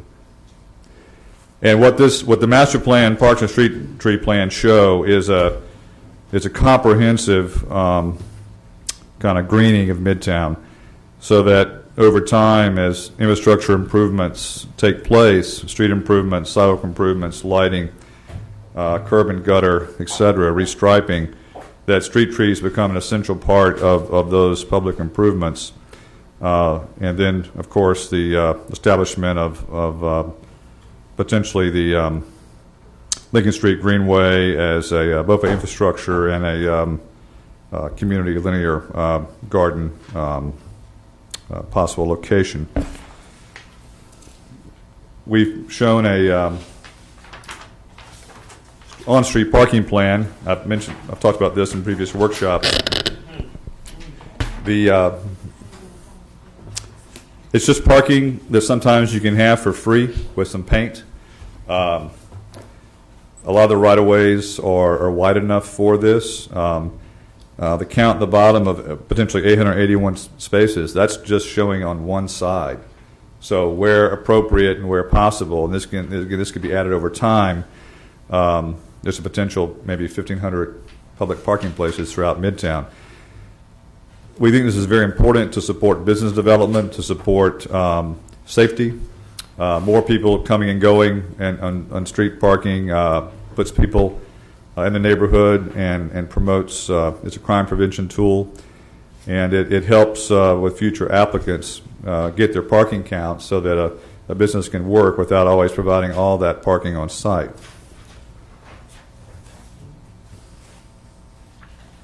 We're going to skip to this one. This is one you haven't seen. Essentially, this is taking the Black Heritage Trail map that was prepared by the Redevelopment Department. I think Mr. Benderson was a key to this documentation.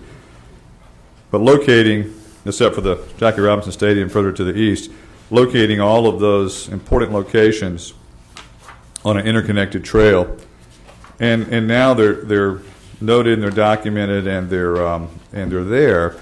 But over time, we'd like to see a special signage, a themed signage that connects all of these places where the red dots are, and possibly special pavement patterns, special banners on street lighting that that highlight this this journey through Midtown and all the really important historic places.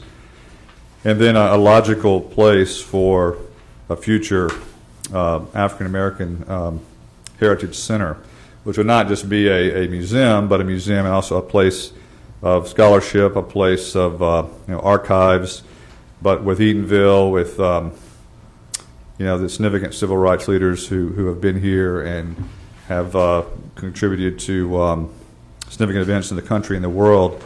There really needs to be an appropriate place to showcase that, and we feel that someday should be on the public square at ISB and MLK.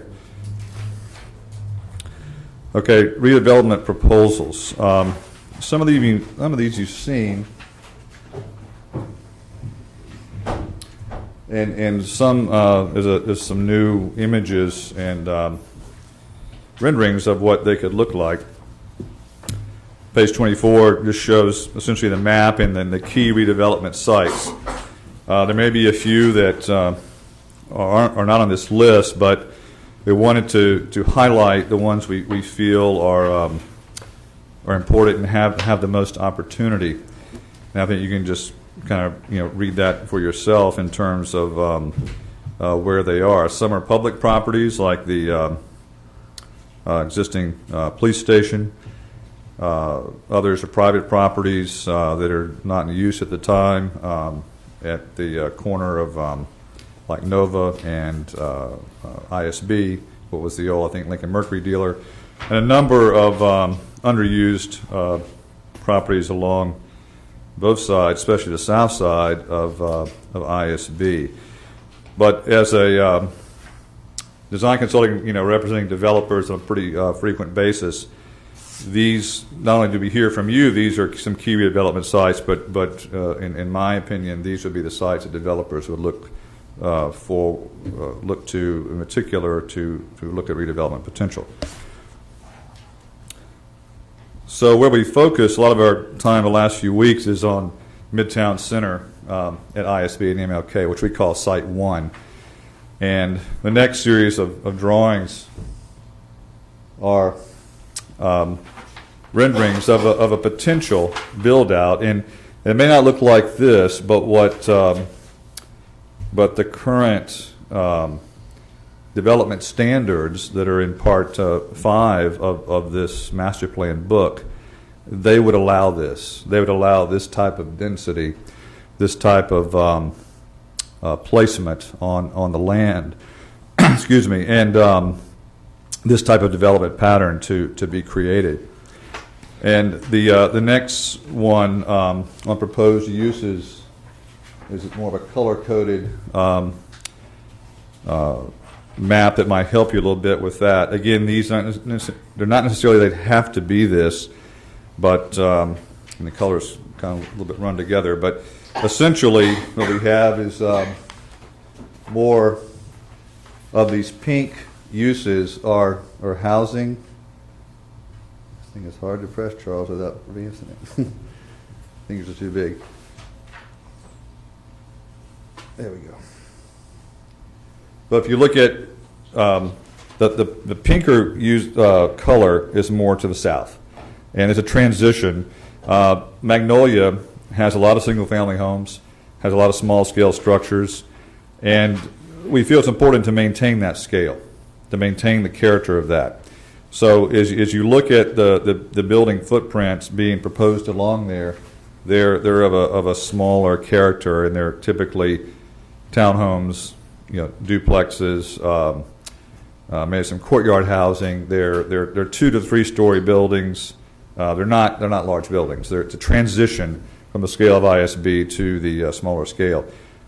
The brown kind of color that's tight to Martin Luther King here are much smaller businesses, smaller commercial development. A lot of existing buildings would remain over the years. They'd be replaced in time as the market allowed, but the character of that street would pretty much stay, of course, with newer, nicer buildings as development proceeds. The real heart of the whole district is right here, and it's hard to see. There's a plaza there. It looks small on this drawing and on the monitor, but it's about 200 feet long and about 80 feet wide, so it's significant in size. And it would have lots of shade trees, obviously, with that western exposure from the hotel. But that would be the real heart of Midtown. Now, what we're proposing there in this version is a mixed-use building with a hotel use would be ideal right here. And we talked about a hotel being further west. That's fine. You could have one at Nova and ISB as well. This is a theater or a cinema, movie theater. It's wrapped by the red, which is a liner building, which is mixed use and primarily restaurants, commercial. And then the yellow building would be the future cultural facility, the future Museum African American Heritage Center. So, and this is mixed use with some shops in the corner. So a very active series of uses around the square. Notice development pattern, buildings lining ISB, parking behind. This would be either a new private sector or university facility here where the current U-Haul is. And then new university buildings. Now, we don't know if Bethune-Cookman, that's the purple here, would build those buildings there. We hope they do, because right now they have that corner and they have their auditorium here, but they're not really using their land in the most sensible and, from a planning point of view, effective way. So over time, we'd hope they would study this plan with an open mind and look at some of the merit of it and maybe and adjust their master plan to reflect that. We can come back if you have any questions, because we're almost done. Now, we said this is phase 1, phase 2. Realistically, it'd probably be phase 1 through 10, okay? Because it's going to be incremental. It's going to be the public, we can adopt the plan, we can market the plan, we can promote the plan, and then do various public projects as funding becomes available, and do and kind of pave the road, or get everything ready for private development and promote that. But private development will be developed over time, incrementally. If we simplified it just to a phase 1, phase 2, we actually thought that probably the red would be done a little earlier than the blue. And that's just because it's going to take some time to get control of that corner where there's some current businesses on both sides of Martin Luther King, right? And be able to do the things we're doing here, we're showing here. But once that was through the private or public sector, and hopefully private, following the plan that occurred, then you could start really developing the more dense entertainment-oriented, public-oriented uses right there on both sides of the plaza. Just for your information, if you look at all the red and blue buildings there, they represent about 1.2 million square feet. Okay? About 1.2 million square feet. In the proposed zoning, you could go up to 2 million in that area. Not that you would need to or have to. In about 3,200 parking places, because you want to have a parking ratio of around 400 or less, for parking space. So it just shows you the development potential will be high in that area, and hopefully that'll attract some interest. These are just a series of views. You're driving down, the top one's looking down Martin Luther King, top right. Looking down Martin Luther King, we're looking north. On the left is the cafes and arcades. On the right would be the hotel and plaza, or a mixed-use building and plaza. And we're looking at that plaza right here. This is Foot Street, Foot Extension. Foot Court. I got to remember that. This is ISB right here. MLK, ISB. And then this is another view of the plaza there. That's a pretty clear view for you. That's looking west down ISB. And you can see that it has the potential to be dramatically, different one day.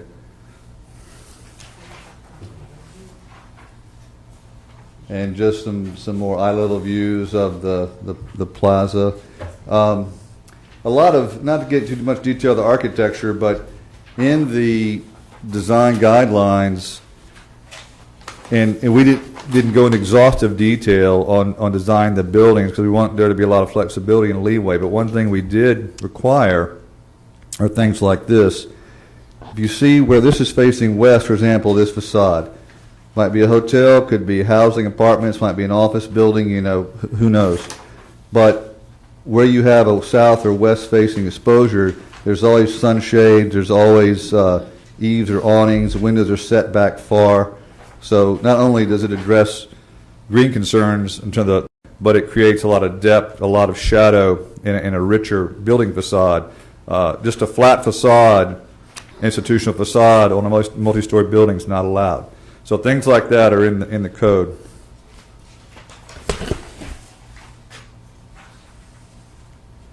Again, more views. This just shows, see the smaller scale, to try to show there's a realistic aspect. This is Martin Luther King right here looking north. This is the building in the corner of Magnolia and the MLK. It's existing. New street lights, new street trees, no wires, hopefully one day.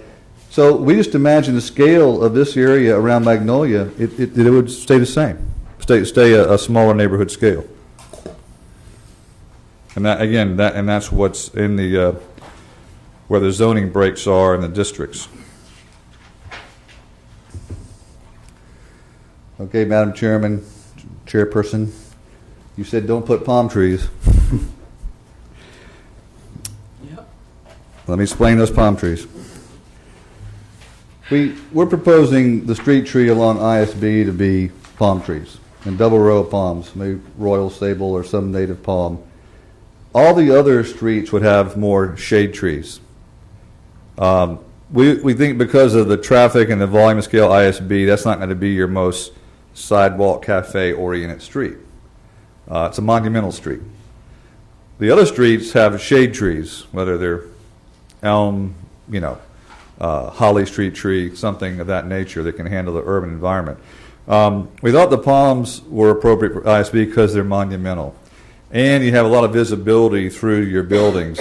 And that provides, in a way, also it's a crime prevention thing because there's visibility from the main street. As law enforcement might be cruising, they can look more on the left and the right. So that's kind of why the palm trees were along ISB. Other trees can't do that same thing? Not as well. You just like palm trees. But they could. All right, real quickly, there's an option that the community could decide to pursue. This is, again, a long-term option. This smaller plaza, which isn't that small, at the corner, and that plaza would be at the southeast corner of ISB and MLK, about again, 80 by 200. Or you could take that whole block, and basically it's about the size of a football field, and make that a large civic park, a large civic green. A little more ambitious project, but what that would allow you to do is have a band shell here, clock tower, public art, public sculpture, significant in terms of history of a neighborhood. You have the same hotel, you just move it back. This is ISB. This is Martin Luther King. There's still the entertainment district with theaters or whatever is marketable. You still have your museum. You still have your mixed use, nice condos over some shops on the bottom story in this building. You have a transit stop right here, but you have a much larger town square, much more significant civic space. So one's the plaza, one is the square option. And that just shows some different views of that.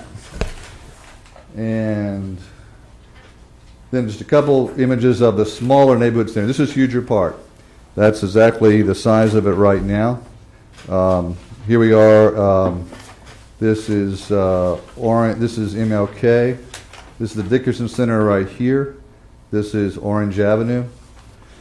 The white buildings are proposed, new. Some of these sites are vacant right now. Others have other smaller structures on. This is where the car wash is right here. This would be a great little corner for a community bank or some kind of community service right there. But this park should really be a mixed-use neighborhood park, small scale, 2 or 3 stories, and that would be a model for the other future neighborhood center parks. All right, so that's kind of the renderings and some of the images to help you show others what the potential is. These are the redevelopment sites. We've been through them. It was more just showing what would fit and how that set up the zoning parameters. This is the next one's an idea that the sponsor wants to discuss. But the Lincoln Street, again, we have a proposal that the right-of-way we feel is too large for the traffic service, and that it could be utilized more effectively as a series of stormwater infrastructure, recharge, bioswales that as we develop more of this property over time and add more building rooftops and more paving, the stormwater is going to have to be dealt with in one way or another. So this is just one possible solution. It would also give the opportunity for community gardens, and earlier Charles talked about the food desert designations, and some of these strategies would help in that respect, having food gardens and public plots that different community organizations and individuals could grow things in. Another initiative was the lack of parks, recreation. We've seen this idea a little bit more fleshed out.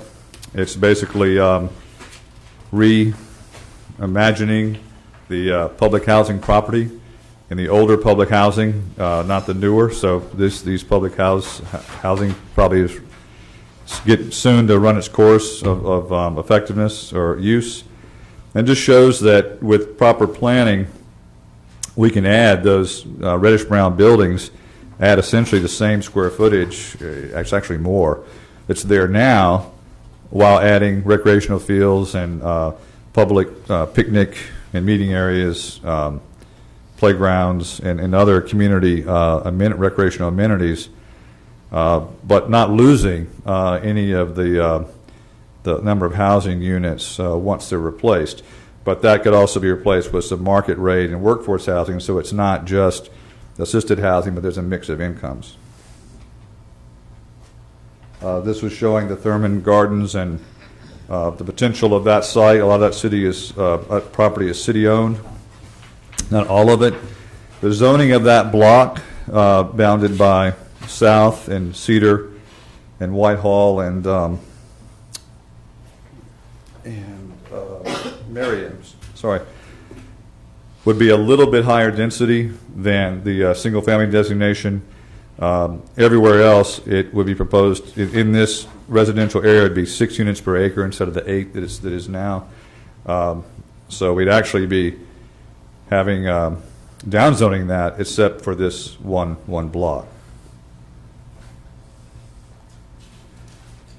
So those are the primary framework of the plan and some of the redevelopment sites, the potential of them, and what they might look like over, many years, in some cases decades, as the plan is implemented and fleshed out, which kind of culminates in these implementation strategies and immediate actions. In the first page, I'm not going to read every one, but if you haven't read these yet, I really encourage you to do so, because I think that obviously the first thing is adopt the plan. Like pass this bill, adopt the plan. And then after that, in the first 2 or 3 years, though, there's a series of key things that really need to be done, or the plan won't really end up being effective. And I could just highlight a couple of them. One is, and this is my experience with some other communities and doing a lot of these grand long-term projects, is to establish a position that is an overall project manager, coordinator, that as the plan goes forward, they know what not only the left hand and the right hand are doing, but all the hands. That they're a clerk of the works that is coordinating the public funding initiatives, the public works improvements, the packaging and marketing of targeted redevelopment sites, coordination with local businesses and property owners and homeowners, coordination with BCU, code enforcement and condemnation. They're not doing that or heading that up, but they're talking to that person or that group, that individual. It's doing a lot, essentially what Charles does, I think, but really spearheading and leading the implementation of the plan.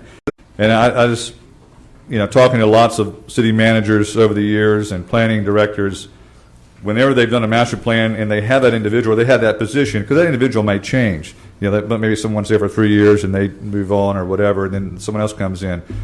But having that position is so important, because without it, there's not really a voice and an advocate and a clear crossroads for information.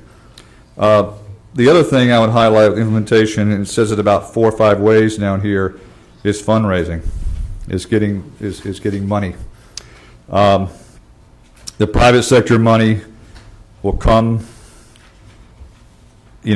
somewhat sporadically, and once things get moving, hopefully it'll come faster and faster as economic opportunities increase. But whether it's getting community block grants, the U.S. Department of Housing, Urban Development, whether it's creating a grant, funding a grant initiative, database. I think one of the most key things that could be done is packaging the redevelopment sites on the website, on the internet, so that it's a clear one-stop shopping. So if someone's interested in redeveloping one of these redevelopment sites, they see the zoning maximum, the price, the entitlement things you have to do. In other words, everything you need to know if you're going to redevelop that site, it's right there on the website with the easy click. So anyway, there's a lot of things like that. Implementation. as you go forward, 2016 to 2025 and 2026 to 2035, I mean, it's hypothetical.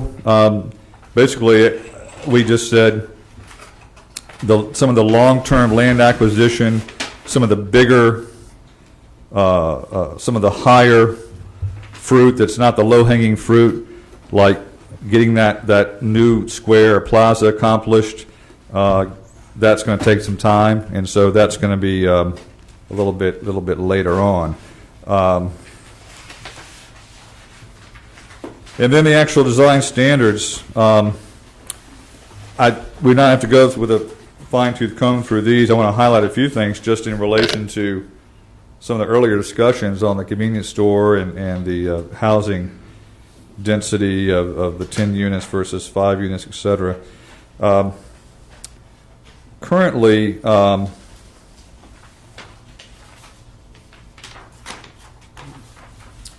okay.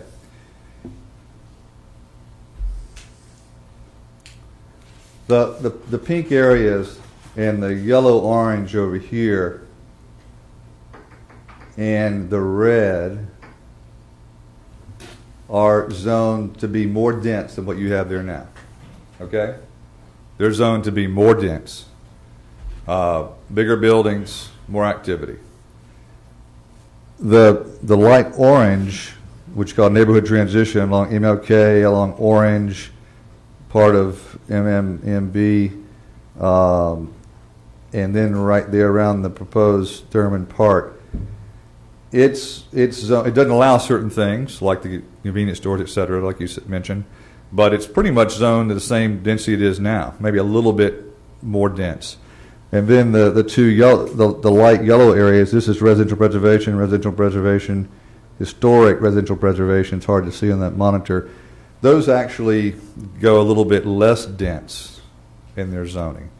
It doesn't say single family only, but it says duplexes, triplexes, single family, or what we call courtyard housing, which is very small kind of garden apartments. So anyway, that's what we have now, and that obviously could change or, with input from the board and others, be edited. But that's kind of the gist of the kind of where the zoning is going. Okay. Yeah, and that's pretty much sums up kind of where we've arrived at. When you say that's where we are now? Well, that's increasing those densities in certain areas and reducing them in others is in this document. That's where we are now in the proposal. Correct. Yeah, not your current zoning, but in the proposal, right.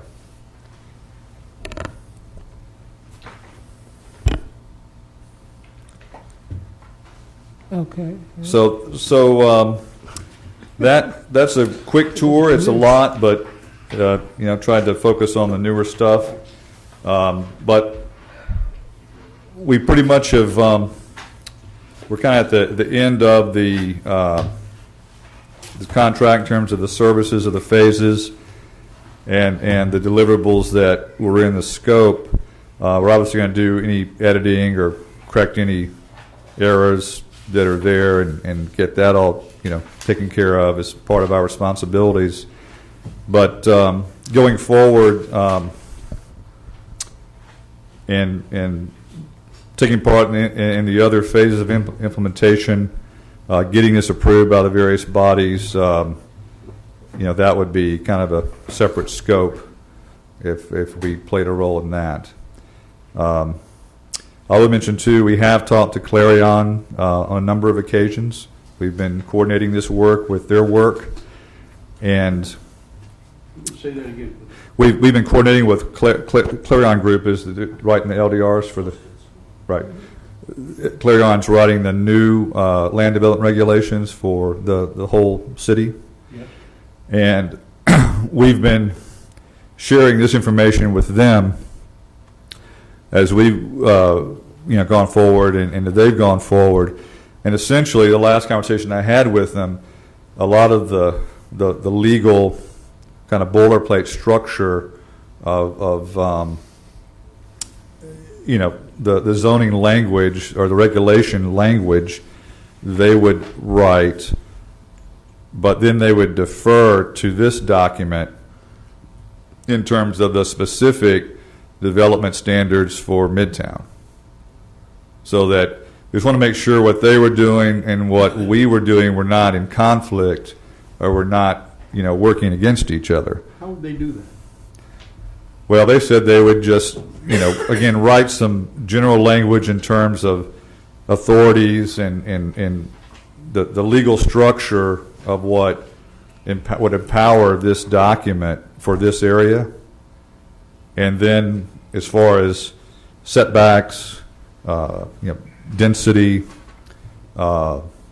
where parking can go, like this doesn't allow parking on the street in lots of places, not on the street, but in front of buildings in lots of districts.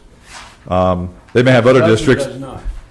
Sorry? You said parking in front of buildings does or does not? It does not allow it.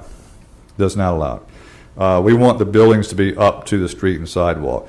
Different in single-family homes and that's not the case, but for more commercial business, entertainment areas. So certain parts of Daytona, obviously, where that's fine, so, but they had, last time we spoke, and I don't know, Reed may have some input on this, they were basically just going to say, once we get this the way that it needs to be, everyone's happy with it, then they'll just defer to this as an overlay. They'd call it a special overlay district or some language like that. And this is, so if a developer, applicant, or a landowner wants to know what they can do with their property, or they'll go to this book, and that'll tell them what they can do. Are we going to be seeing form, building form zoning? And I don't know the proper name for it. Well, it's a lot of it that is in here. I mean, we have the detailed renderings, but a lot of these districts will show like certain volumes of new buildings, and then in the text it describes, height, the bulk, the general. Now, where is the text for that? It would be like just on the following page. Yep. Okay. Yeah, and so it would be all there in one kind of neat package. Yeah. Okay. So.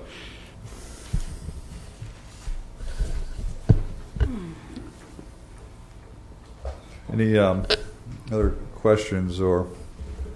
Yeah,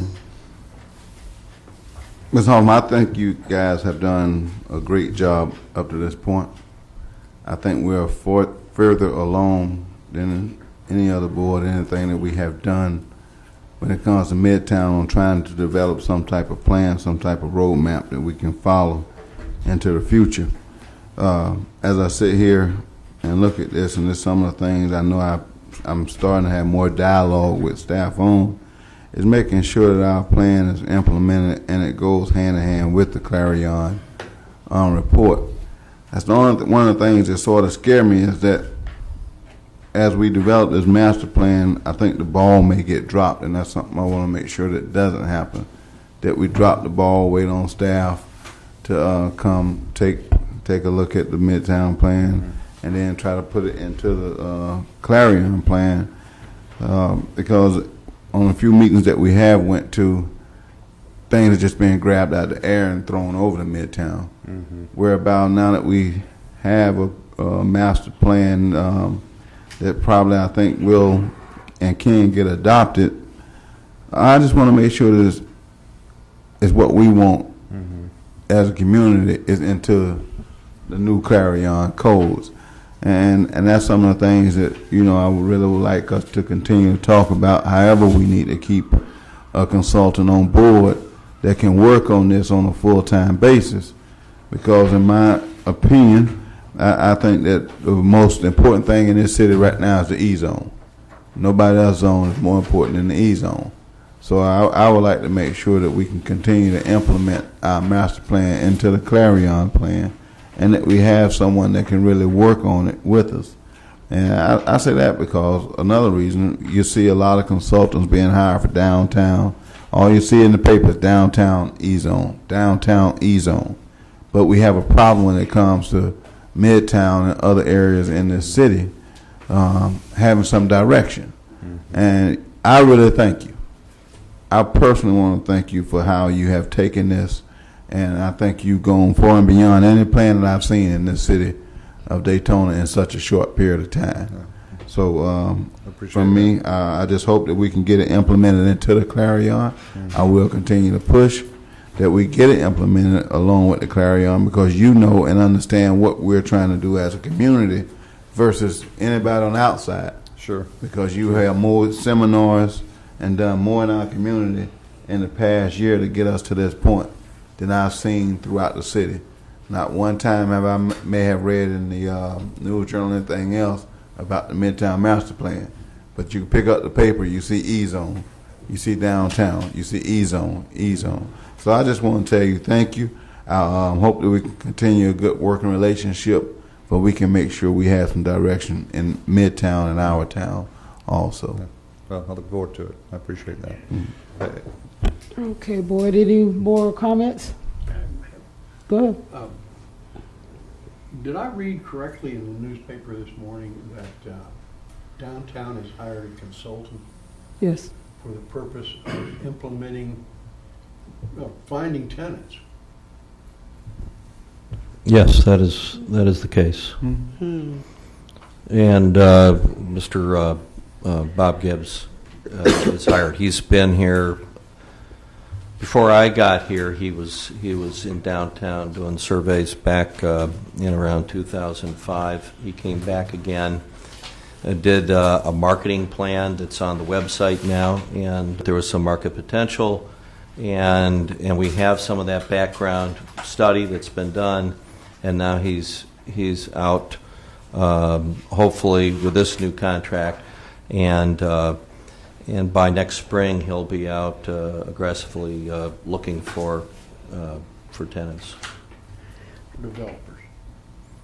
I would say for the most part, there'll be retail tenants, potential tenants that will be brought to the area, so that the real estate community, the property owners, will have an opportunity to meet with them, offer up their properties. And also, in my meeting, Ken and board, to let you all know, I have asked that the city have Mr. Gibbs maybe incorporate some of our, some of our corridors and see what he thinks about that and how we can help with that, how he can help with that. Since Mr.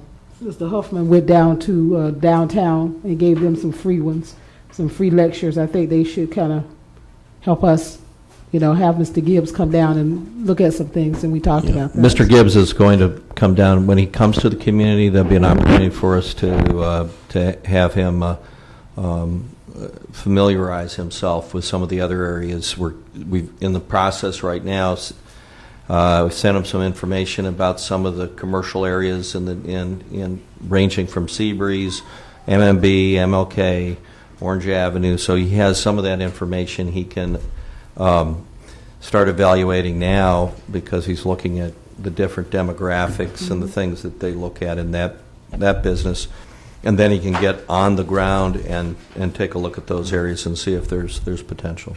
Yeah, I just wanted the board to know that where we're standing with that, that we are trying to get incorporated into that.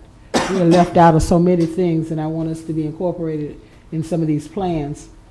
And I too want to really thank you, because you put up with us and you have been there, and it was great working with you. I echo what he said. It's just been wonderful, and now we have a basis to go forth. Yeah, to go forth. It's kind of like an analogy. Sports analogies. I used to play sports. It's kind of like a game plan. Yeah. Now you got to play the game. Yeah. I mean, it's not even the first quarter. It's like we just got a game plan ready, and really the key stuff. It's cliche, but it's true. The key stuff is what's going to happen in the next, 2-3 years. Yeah. Because that'll kind of really plan it where it can grow over time, So there's got to be a lot of energy in the next few months and year or so. And if I can help with that, I'd be glad to. That's great. I know we're going to have to get with some additional talking. That's why I've been preaching this for months now, to have you to talk to the city commissioners and talk to the planning board, because we can't explain what you can explain to them, because we don't know all these ins and outs that you have come up with, you know. So we're going to have to work on that, get you to come talk to the city commissioners and the planning board, at least, you know, give them the city commissioners, give them an overview of what has been, what you've been doing. Okay, all right. And one other thing I wanted to ask, I know it's getting kind of late, but just briefly on kind of the game plan going forward. I know there's next week, there's a workshop, I guess. Give you guys time to look over this with a little bit finer, you know, view. Yep. And then hear your suggestions, edits, you know, recommendations. Mm-hmm. And then after that, is there a time we're trying to get to in terms of the other approvals? Is it about before the end of the year, or what is that still to be determined? Reberger. Just Well, hypothetical. The hypothetical, the goal would be, if the board believes that it finds that the Midtown master plan is ready to move on as a recommendation, we would forward that to the planning board, to the city commission for their consideration as well. Okay. One thing that that's not up there now. One thing, if I could everyone take a look at, because there's a lot of information in this book, but you know, this one map, since it has kind of legal implications. It's up. That one. It's up Yeah, there. that one.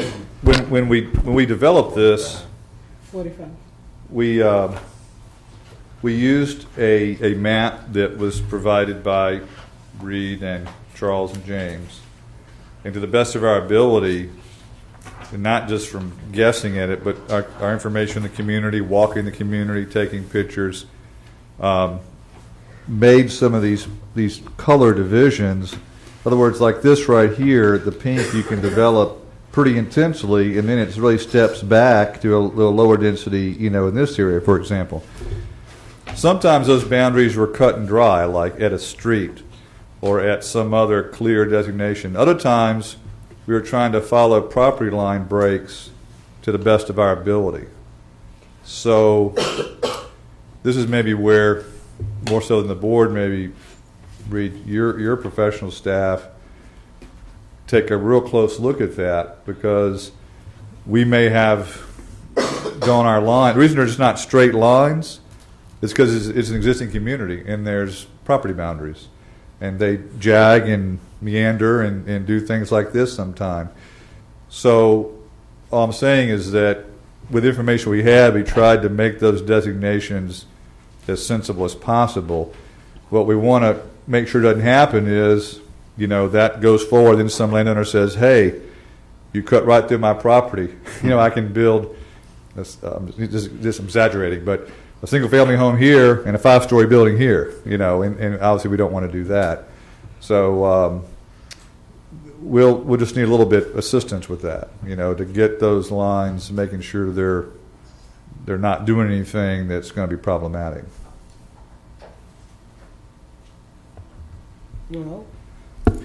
Well, absolutely. That's a very good point, and I would also add that what might help us for next week's workshop is that we also lay out that whole next step approval process. So we're talking about these different agencies. Sometimes we have other advisory boards that we include as a courtesy review, like the beautification board. There's staff that probably would like to make comment too, as far as, you know, parks, leisure services. There there are a number of Definitely- things that are Definitely here. public housing. And public housing, Yeah. yeah, Yeah, absolutely. I have to agree, Reed, but one thing, can we not just drop the ball? If we know we want to start taking these steps, Right. then let's go ahead and start sending it to these different agencies and entities now, and maybe they'll have some comment back to us at the workshop, or may even attend the workshop next week if we go ahead and put it out there to them now that we have something that they can look at and entice people to come voice it, because I would love to get this to the planning board as soon as possible. I would love to get it over to the Clarion and say, hey, yeah, we can start moving with this phase, this and things like that. That's going to make a big difference on us completing this plan for our community. So we got a workshop scheduled for the 14th, 15th. And you know, that's about a week from now, so that's time to get it to some of these different entities that you're talking about, so they can attend and come ask questions of Mr. Hoffman. Any more questions Thank of Professor Huffman right now? Because we will see you. Thank you. Thank you. See you next week. You got some, Pat? Go No, ahead. I was just, I'm very pleased with everything that I've heard tonight, and I was rejoiced to hear that you've been working with Clara also. Yeah. Okay. It's going to be a good workshop next week, so I invite all us to. I know it's crazy, so I invite all us to attend. And the next is project updates.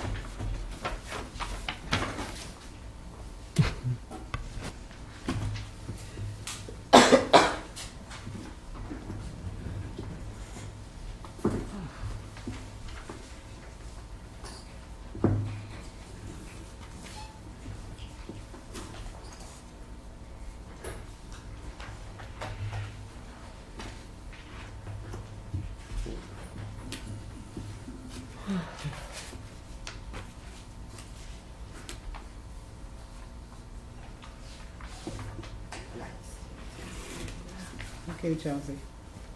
What's the hold up? Okay, this is, Why isn't it up there? Ah, thank you. okay, I'm going to run through this really fast. This is redevelopment project updates. This is a picture of the benches that are on MLB. Picture's kind of a little bit dark and distorted a little bit, but you get the gist of it. There's been benches that's been there for a long time. They're deteriorating, and I've talked to Reed about looking at replacing these benches. I know they're being utilized a lot. As I ride down MMB, I see a lot of people using them. They're setting out, so this is something that we're going to look at, trying to replace these benches. What is the time frame? You know me, I need to know, because y'all I be 99 and them bitches, we still have pictures of the same bitches sitting there. We're not going to wait that long, because I'll be 100 by then. But, we're looking at, as soon as I have opportunity to look at some benches and get some prices and quotes to look at replacing them.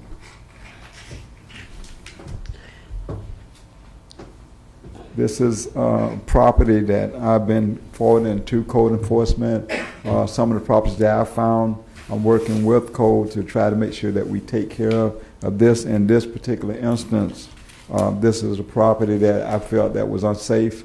If you drive down the road, and as I did, I got out and took this picture because, as you can see, the yard itself is growing into the street, and it's impossible almost for 2 cars to pass during that area without colliding with each other. So I did send that one forward. When did you send it forward?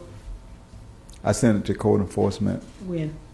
I don't know exact date, but it's been something recent.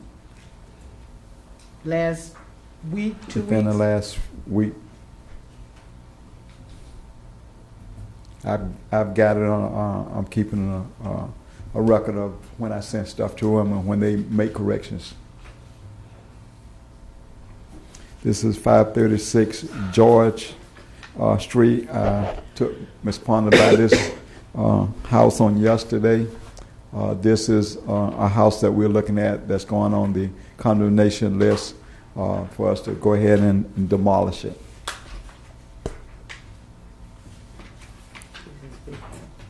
614 Marion Street. As you can see, the yard has grown up. This is another case that has been referred to code enforcement. I know he's working down in that area, and so this is a case that I sent to him also. The next few properties. This particular property here is the 700 block of South Street and Whitehall. It's an overgrown property. This property I referred to the Code Enforcement Department, and a lot of the properties that I found is not necessarily in Midtown, but a lot of it's on the verge of Midtown, between Midtown and downtown. And so I'm working with both downtown and Midtown Code Enforcement officer to make sure we cover the area. An example of that would be the next one, 700 South Seagraves. This property has been demolished now.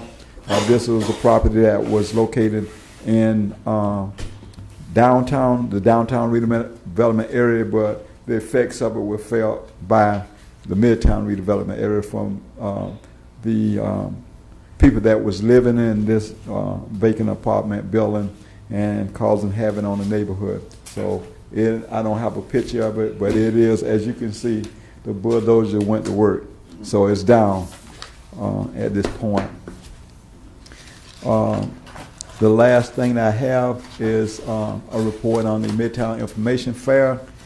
Many of you all were at that event. I really appreciate it. I think you saw the community come together as far as businesses were concerned and organizations in the community. I've got a card here that I received from one of the attorneys from Orlando that attended the event. He's looking to locate one of his businesses here in Daytona Beach. He's from Daytona Beach. He said he made a lot of contacts during that time frame, and he really appreciated the opportunity to be a part of that event.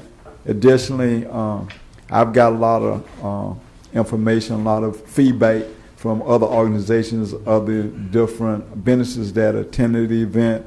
As a matter of fact, Fifth Third Bank, I'm meeting with them on tomorrow.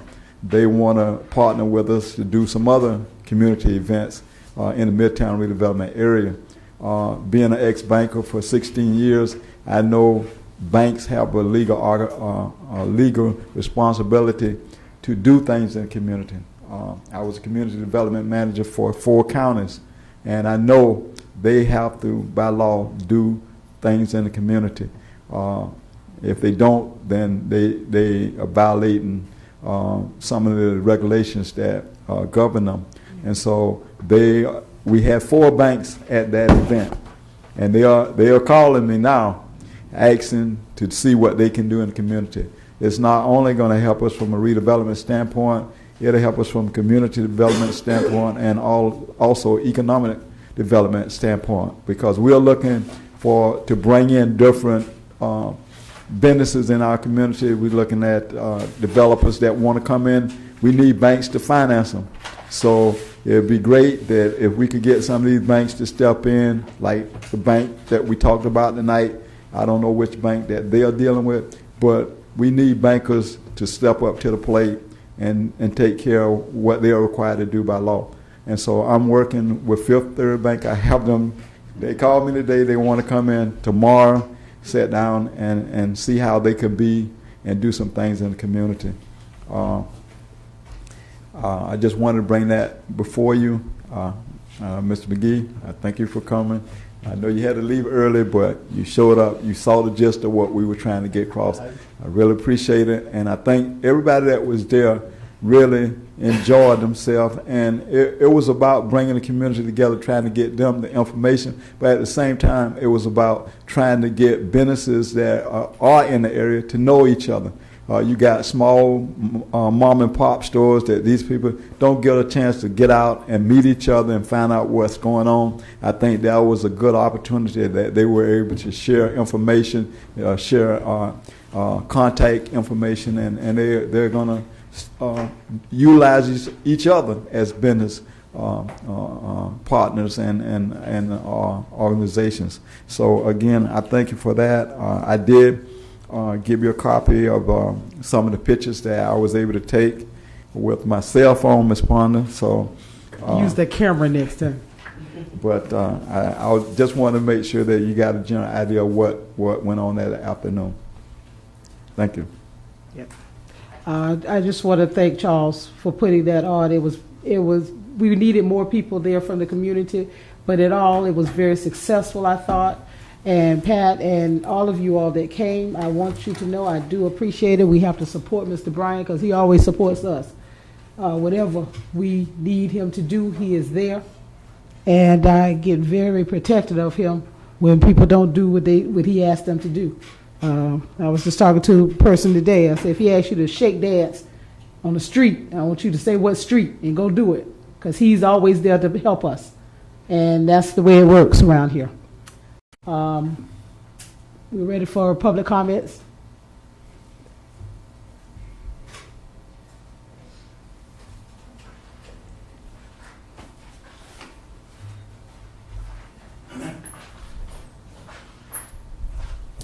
Omar Brown, 218 Carl Brinkley Circle. Madam Chair, board, staff. I have been, my wife and I have been volunteering in the community for a few months now. We've been here for a few months. We've been to quite a few redevelopment meetings. The board members, some of the board members and staff have seen us around, have helped us out. Mr. Ivy, Ms. Ponder with ideas. Charles lent me a tent the other day. Ms. Hurd gave us the opportunity to vend during the homecoming in front of our place. We are planning something for the community in Daisy Stocking Park. We've spoken to several commissioners, Edith Shelley, Ms. White, Ms. Reynolds, and they are willing to help us out. However, we have met some roadblocks. I have a meeting tomorrow sometime with Mr. Williamson, but we need a little more help from possibly the board and the community in terms of getting something started. We want to put on a family fun field day. Of course, our company, Midtown Eco Village, we're advocating healthy lifestyles and environmental sustainability. So we want something out for the families and the children to come out and play and do some old school stuff, potato sack races, three-legged stuff, egg on a spoon, that kind of thing, as well as maybe a movie and a smoothie kind of event. We are having some problems at the moment financially, and we would just want to get it out there so we could possibly get some help from the community, because you've helped us before and we want to give back. This is totally free to the community, and we're trying to solicit some kind of healthy foods so we could serve as well. So Midtown Eco Village needs some help to serve the community. We were planning an entire week where we'd have a cleanup of Keith Street, have the family field day on Saturday, and a movie and a smoothie on Sunday. This is the 20th, this is the 19th and the 20th, and the cleanup of Keith Street maybe on the 17th. So any feedback from board or the staff or anyone else for that matter would help us tremendously. That's pretty much it. Madam Chair, excuse me, have you contacted the school board so they could assist you with getting the information out to the schools in the form of a flyer? They will have a can't get my adjective, but it's a statement stating that it's not a Volusia County School Board event and they're not responsible for it. They ran into a problem with people giving out flyers well, the teacher stuff in the backpacks. And because it comes home, they think it's Volusia County School Board, but they will allow you to present a flyer.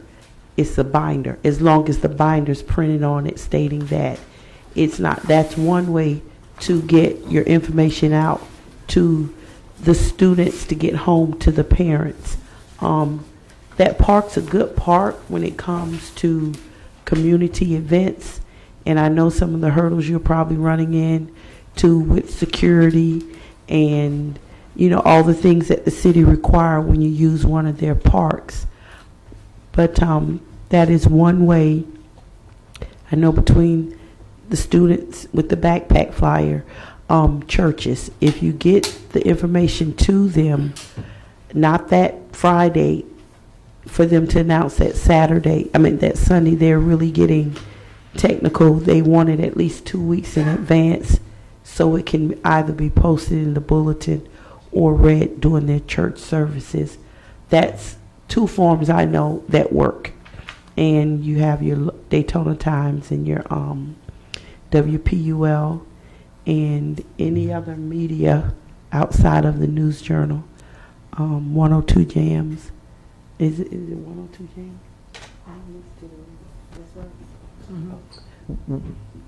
If you branch out to those main sources, I'm sure you will probably have a successful turnout. Okay. Well, we wanted to solidify the dates. We filled out an application for 2 days, and we were told a price. And once they found out this was something for the community, the price increased substantially. So we wanted something solidified before we actually put it on a flyer or started advertising. So that's why, you know, we've held back a little bit on that. We volunteered today actually at Westside Elementary, but we don't want to advertise and then have to, What's the figure that you're dealing with? Well, we were told $273 for 2 days. Now it's increased to $375 each day. And that includes the city police security? No, that's just the rental of the the park. And then there's also the liability, the general liability insurance. State your name. So it's basically, we wanted to do something at Daisy Stocking Park, and now we've been telling people we were going to do this event, and we want to go ahead and put this event on because I know as it gets closer to the holidays, it's going to be more challenging because there's going to be a million things going on. So I guess now maybe we need to look at having it at a church, and just avoid the logistics of it if that's what we have to do. We're planning on showing the whiz. We really wanted to do it outdoors. That way people could get up and dance during the dancing numbers, to promote exercise. We have potato sacks donated. We have, some of the commissioners willing to help us with food, Healthy Start, the Pyramid Community Cafe that we're parent leaders in. They were going to give us a stipend to help towards it. And, we're trying to do our part, but then here we go with this, 1 week. So, if anybody has any advice for us on that, we don't want to get discouraged and do it somewhere else. I really would like it to be outdoors because, living in New York and going to millions of outdoor screenings, it's so much fun just watching a movie under the stars. It gets dark early now, so we could start the movie by 6 o'clock. We planned on having security, paying for private security for safety, but all of this extra fees, it's making us want to just show it, do something else. So, any advice?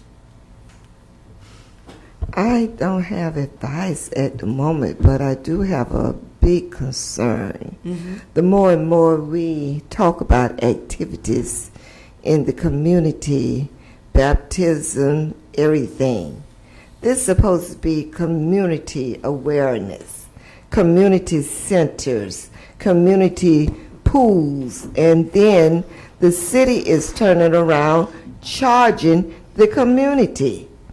And I mean big fees that people cannot afford. And I do have a problem with it, and I will be talking about it later. I know everybody needs money. The city says they need money, but they can't have money unless we have money. We pay into community activities. So it's time for them to give back also to the community. And please take under consideration that it's a big weekend. Okay. Okay. But anything I can help you do, just let me know. Have you considered doing it during the holidays? Food insurance. When the kids are out of the school. kids are out for, because they get out that Wednesday. Well, Thanksgiving's not a good, but I'm saying for the Christmas break, have you considered doing it then? We may be on break. Okay. We know that it's we're reconsidering now because we've spoken to Mr. Ivy before, and we know it's a big weekend. So coupled with that and the new prices and just other challenges, we're reconsidering. Over into the 2012 in the spring? But maybe later this year. Mm-hmm. Before Christmas, yeah. Okay. But don't lose your enthusiasm. I know it gets difficult climbing that hill, especially when you ain't got no equipment to climb the hill. But just keep going. It'll get better, hopefully. And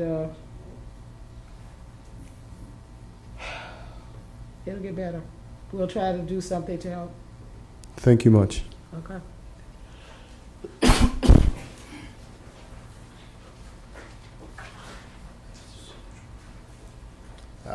Good evening to the board. Pierre Lewis, 130 South Franklin Street. I just want to take a couple minutes just to, I guess, offer my 2 cents.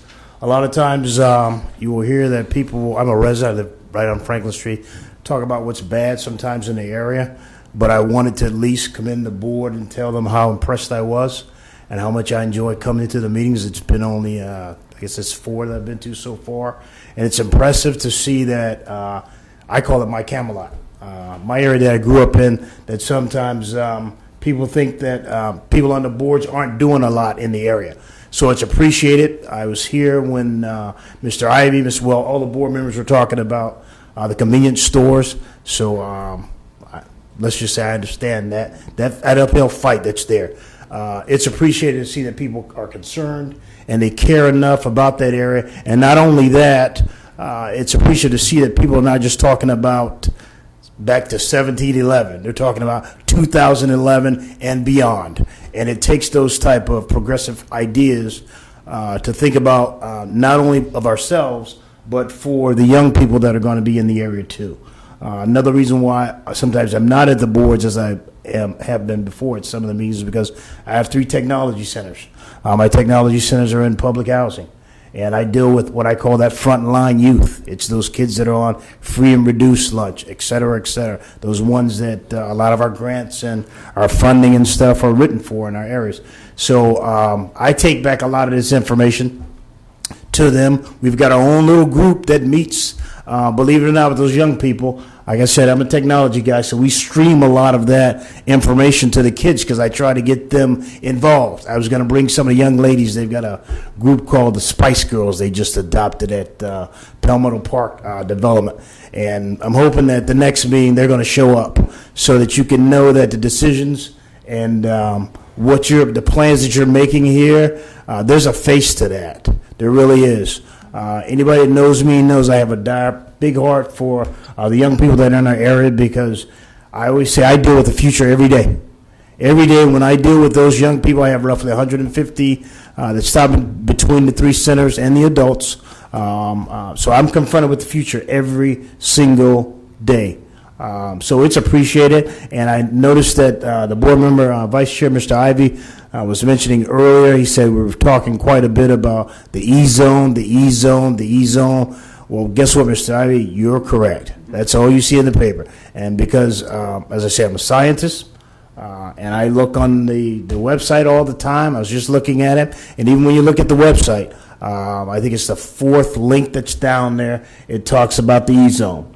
And when you pop up on the E-zone, guess what? The full master plan is there on the website. The addendums are there on the website. You can scroll through it. Not that there's anything wrong with the PowerPoint displays. You can scroll through it. You can look at it. When I'm trying to show the young people to get more involved in the community, I say, here's the Midtown redevelopment side, and what?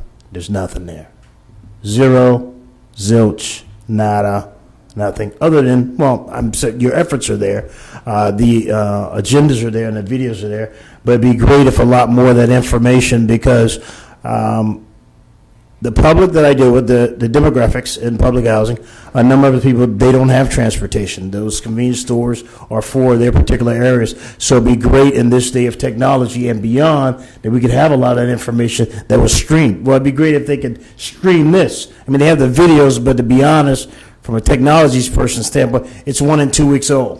And this is 2011. Hello? There could be a time right now where that information, they can stream Cookman's football games. Surely they can stream that information right there on the website, and it's free. I stream the students working against tobacco from one group to the other group. I stream GED from one center to the other center. We stream life skills from one. Guess what it costs me? Zero, because we already have the website that's out there. So I'm saying that even when we consider those master plans, we're thinking about that. Remember about technology. Don't let technology be not included in that part. I mean, they did when they created the city's the Wi-Fi and the hotspots. Where did they create the hotspots? I've looked at them. They're all over on the beach side. Now those Wi-Fi hotspots are in these particular areas. I see them. I call them up all the time. But either way, I won't take up that much of the board's attention, because the real reason I came here is I wanted to say, from a citizen standpoint that lives right in the Midtown area, your efforts are well, they get me motivated by listening to you and knowing that people really care about that area that I was born in, was raised in, and I appreciate your efforts a lot, every single time. That's why I'll keep coming back now. Thank you. Thank you. And we are working on the Wi-Fi broadband, because it is free, and I've been telling Reed, and I've been telling what's his name? No, I know Charles' name. I can't think of his name. Anyway, I've been telling them about it because it's free. Yeah. I mean, free. Free means no money. So I've been trying to hit them with that too. I mean, we need to have that. We need to have free Wi-Fi. There's no reason why we can't have it. Yeah, they're all. Sorry, Madam Chair. Yeah, there's always because with putting that wireless mesh that's in that particular area, they still have to have the means to transmit that data from this place to the next place, so a person get a connection to that. So there's some cost, but as far as the cost to the customer, so to speak, or the person that's there, they could have free, because if they can have it there, and as a matter of fact, there could be provisions where they could actually make money. So if you had the hotspot that was there, advertising is a key. I mean, people pay Google pays, $100 million for a 3-quarter ad. So you could have a Midtown website that's there. Somebody pays for the traffic just to be able to go to your website. You could actually collect revenue that's there. Like when Omar was talking about that, you could do that by way of a donation about e-commerce. I mean, it's new money that's out there, and technology money that's out there, and we can benefit from that a lot. There's a lot of money to be raised that way. We're working on that plans for our foundation for public housing, teaching the kids to earn their own money. Get with Charles and maybe tell him how we can start working on that. That sounds like a wonderful idea to me. To get anything that we can get some revenue, because we don't have a lot of money. You all know that. We don't have a lot of money in our area. So anything that we can, generate some revenue is good. And internet, hey, I'm learning again about it. So we all need to get with that, because that's where the future is. I mean, I still like killing trees because I like paper. I'm a paper nut. Because if the broadband goes down, then you're up the creek. So but do get with Charles, and maybe we can do something to help or do something with that. Yes, ma'am. Okay? And we'll exchange information. Okay. Okay. Thank you for coming. We appreciate it. Thank you. Any more comments?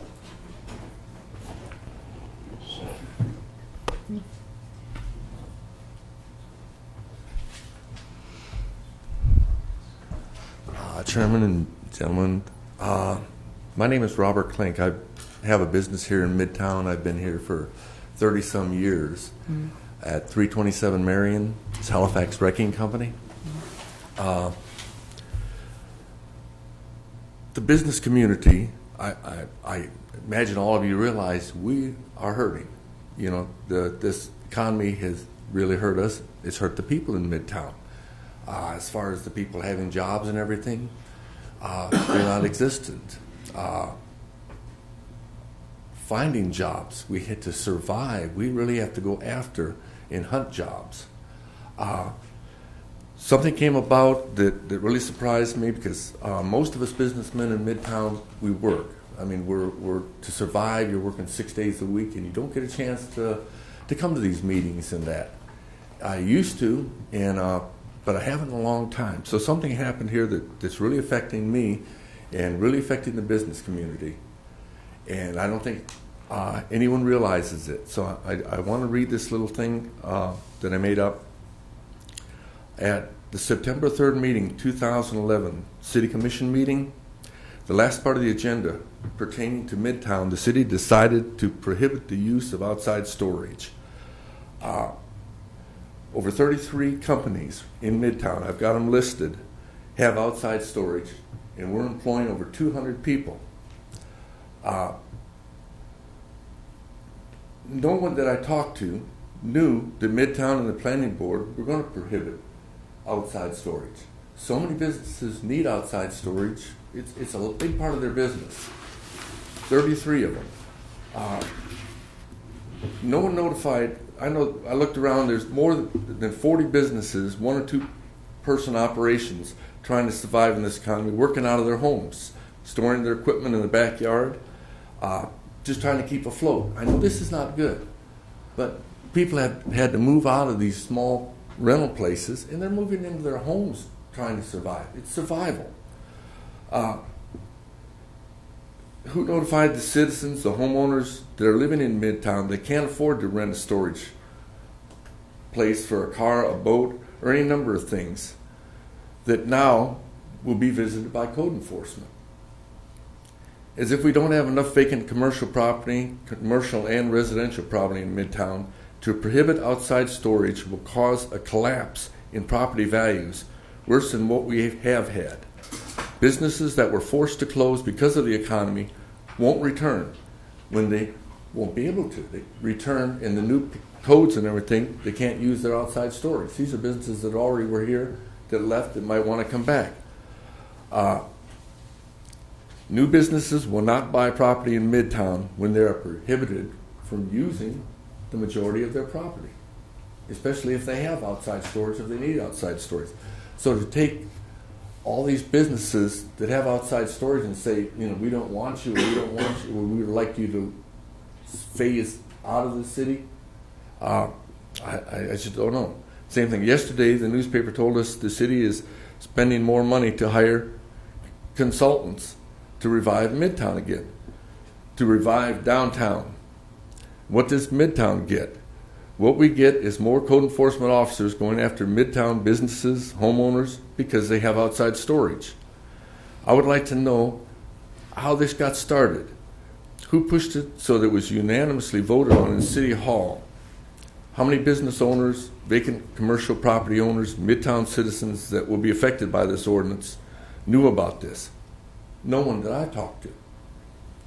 I don't understand how it could have gone through so many boards and voted on by so many people, and yet the business community that is going to be mostly affected by this, they really have no idea what's going on. I don't know what to say. I don't know where to start talking to people, to get the business community together where we can come talk to somebody in Midtown about what we feel like is going on. Because we hire a lot of people, we have a lot of people, and we have businesses that have been here for a long, long time that this ordinance will put out of business. Okay. Comment? Yep. I presume that you're leading toward your own outdoor storage. Yes. do I recall correctly that when you came before this board some years ago, that you agreed to completely fence in and obscure, or to build a screen wall between you and your neighbors? And I ask you, has that been done? Yes, in fact, we just recently came into compliance on all of our property, went before the magistrate and cleaned everything up and got the code enforcement to okay everything. You know, it's a continuous process. I do own a lot of property, and we've had a extremely large business go down to a very small business, which a lot of companies have. But more than myself, I'm looking at the other companies like me in the area, like the electric companies, the crane companies, so many businesses that have been here for so long that are going to be affected by this. No outside storage. Not only myself, and new businesses. If you have a piece of property you're trying to sell, it's got on International Speedway, some of these car places have closed down. I know a lot of us don't like all these car lots and things like that. But now to move back in and have another car lot open up on these businesses won't happen. No outside storage. How are you going to store cars? You know, no license plate and that. They're not going to have outside storage. Thank you. Any more questions for him? Is it my understanding that the businesses that are in operation now are Say it going? louder. I just want to get clarification that the businesses that are in operation now, will they be grandfathered in? And if they go out of business, that property can't be used for that purpose? If it's for 3 months or more. Does he understand that?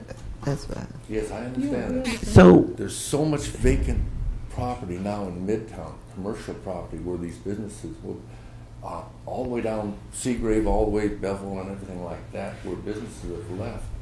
And we have huge areas in a small building, and to try to sell this now, you're only going to be able to sell to a large business that will build something. The businesses that were there that try to come back, they're small businesses. And a lot of them use a lot of outside storage. So you're kind of taking that whole group of businesses and saying, no Midtown, that we can't come to Midtown. So you're eliminating a lot of businesses that would help maybe take some of this vacant property and put it back to use. Ms. Pat, you have a question? No, I don't really have a question. I understand what he is saying, and it seems as though he's more concerned about other people than himself, which is good also. But you do understand that if you close down for more than 3 months, Right. you will not be able to be grandfathered back in. So if those people left without understanding what was going on, they put themselves in jeopardy. Yes, that's true. So we're saying no to these businesses that were here, that would like to come back. It would put people back into jobs. And any business, I think any business that we could get into Midtown that would hire people would be a benefit. And if the outside storage, a lot of them use outside storage, do we turn them away?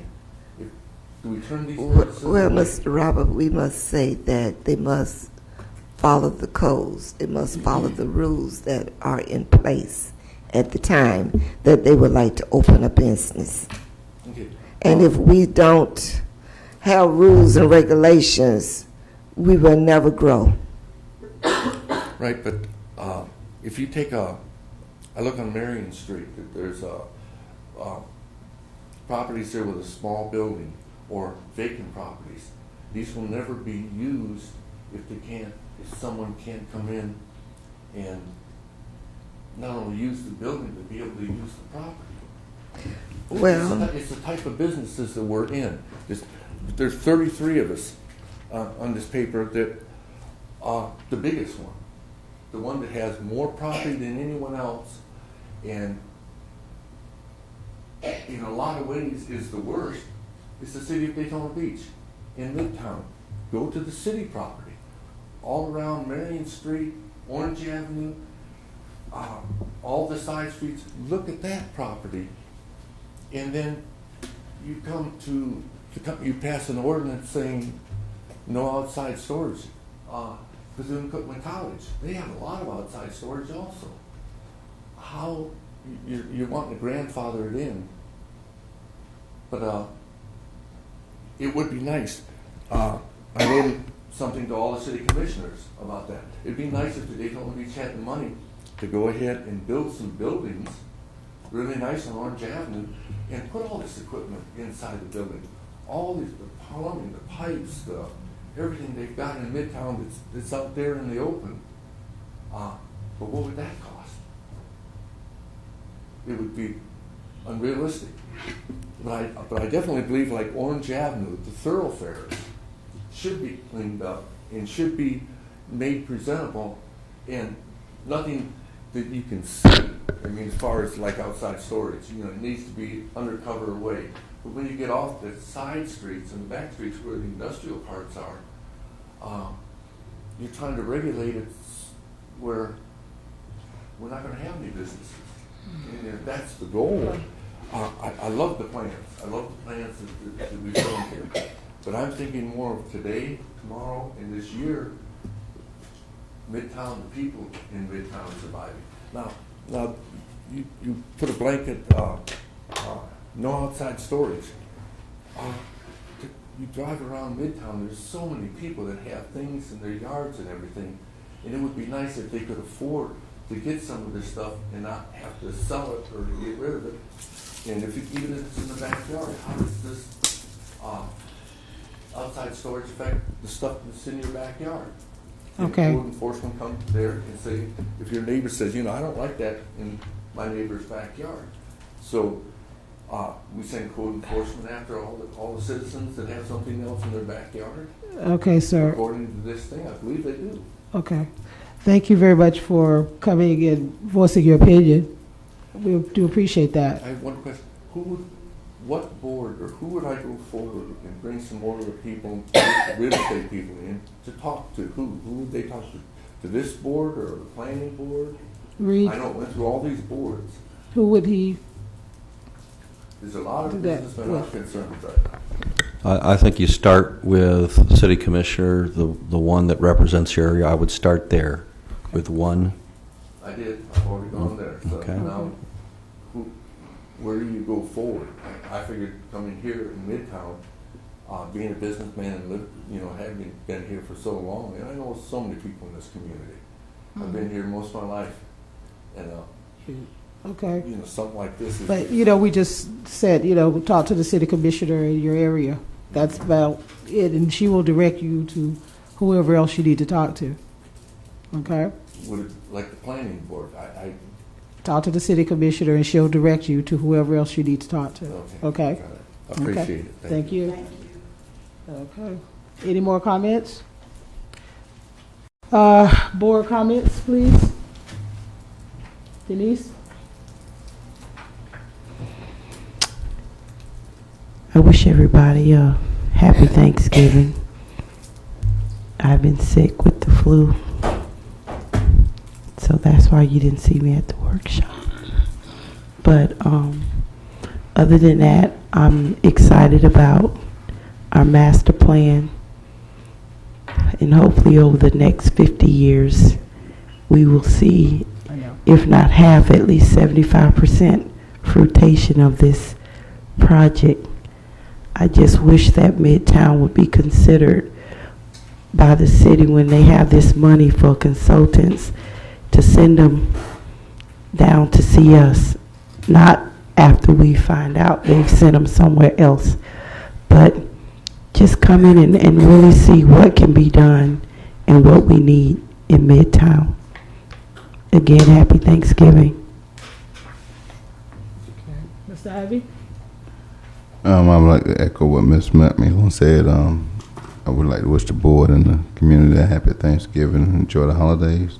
But to the staff, I still wish y'all find our $1 million, bring it back to us so we can start getting some things done in our area. Third time. 1 million. A start. Thank you. No comment. Ms. Pat? Happy Thanksgiving to everybody and to Mr. Charles Bryant. Mr. Bryant, I'll see you in 2 weeks, a week and a half, on the field, on the gridiron. And I want this gold to shine. Okay? And when we come back in December to the board, BCU will be able to tell them it happened. Good night. I wish everybody also a happy Thanksgiving. We have a lot to. Ooh, another rattler speech. Yes, I'm a rattler too, so I can say that. But I'm happy that I agree with my other board members. We do need to have some money and some things going on, and that's one of those implementation things that we need to start working on. Professor Huffman did a wonderful job, and his staff, and we're very happy about that. And now we have to press on, and we have to make ourselves known in the world of Daytona Beach. We can sit and complain, but unless we keep going to meetings and we keep talking about it, nothing is going to change, and y'all know that. So you have to keep on talking and keep on moving, because nothing is going to change unless we make it change. And so it gets hard, as I've always said, but we got to keep going. And Mr. Bryant, do you have anything to say? Just show up. We're going to show out. Oh, boy. Oh, boy. All right, can I get a motion to adjourn? So move. All right, I got a motion and a second. See y'all later. Okay.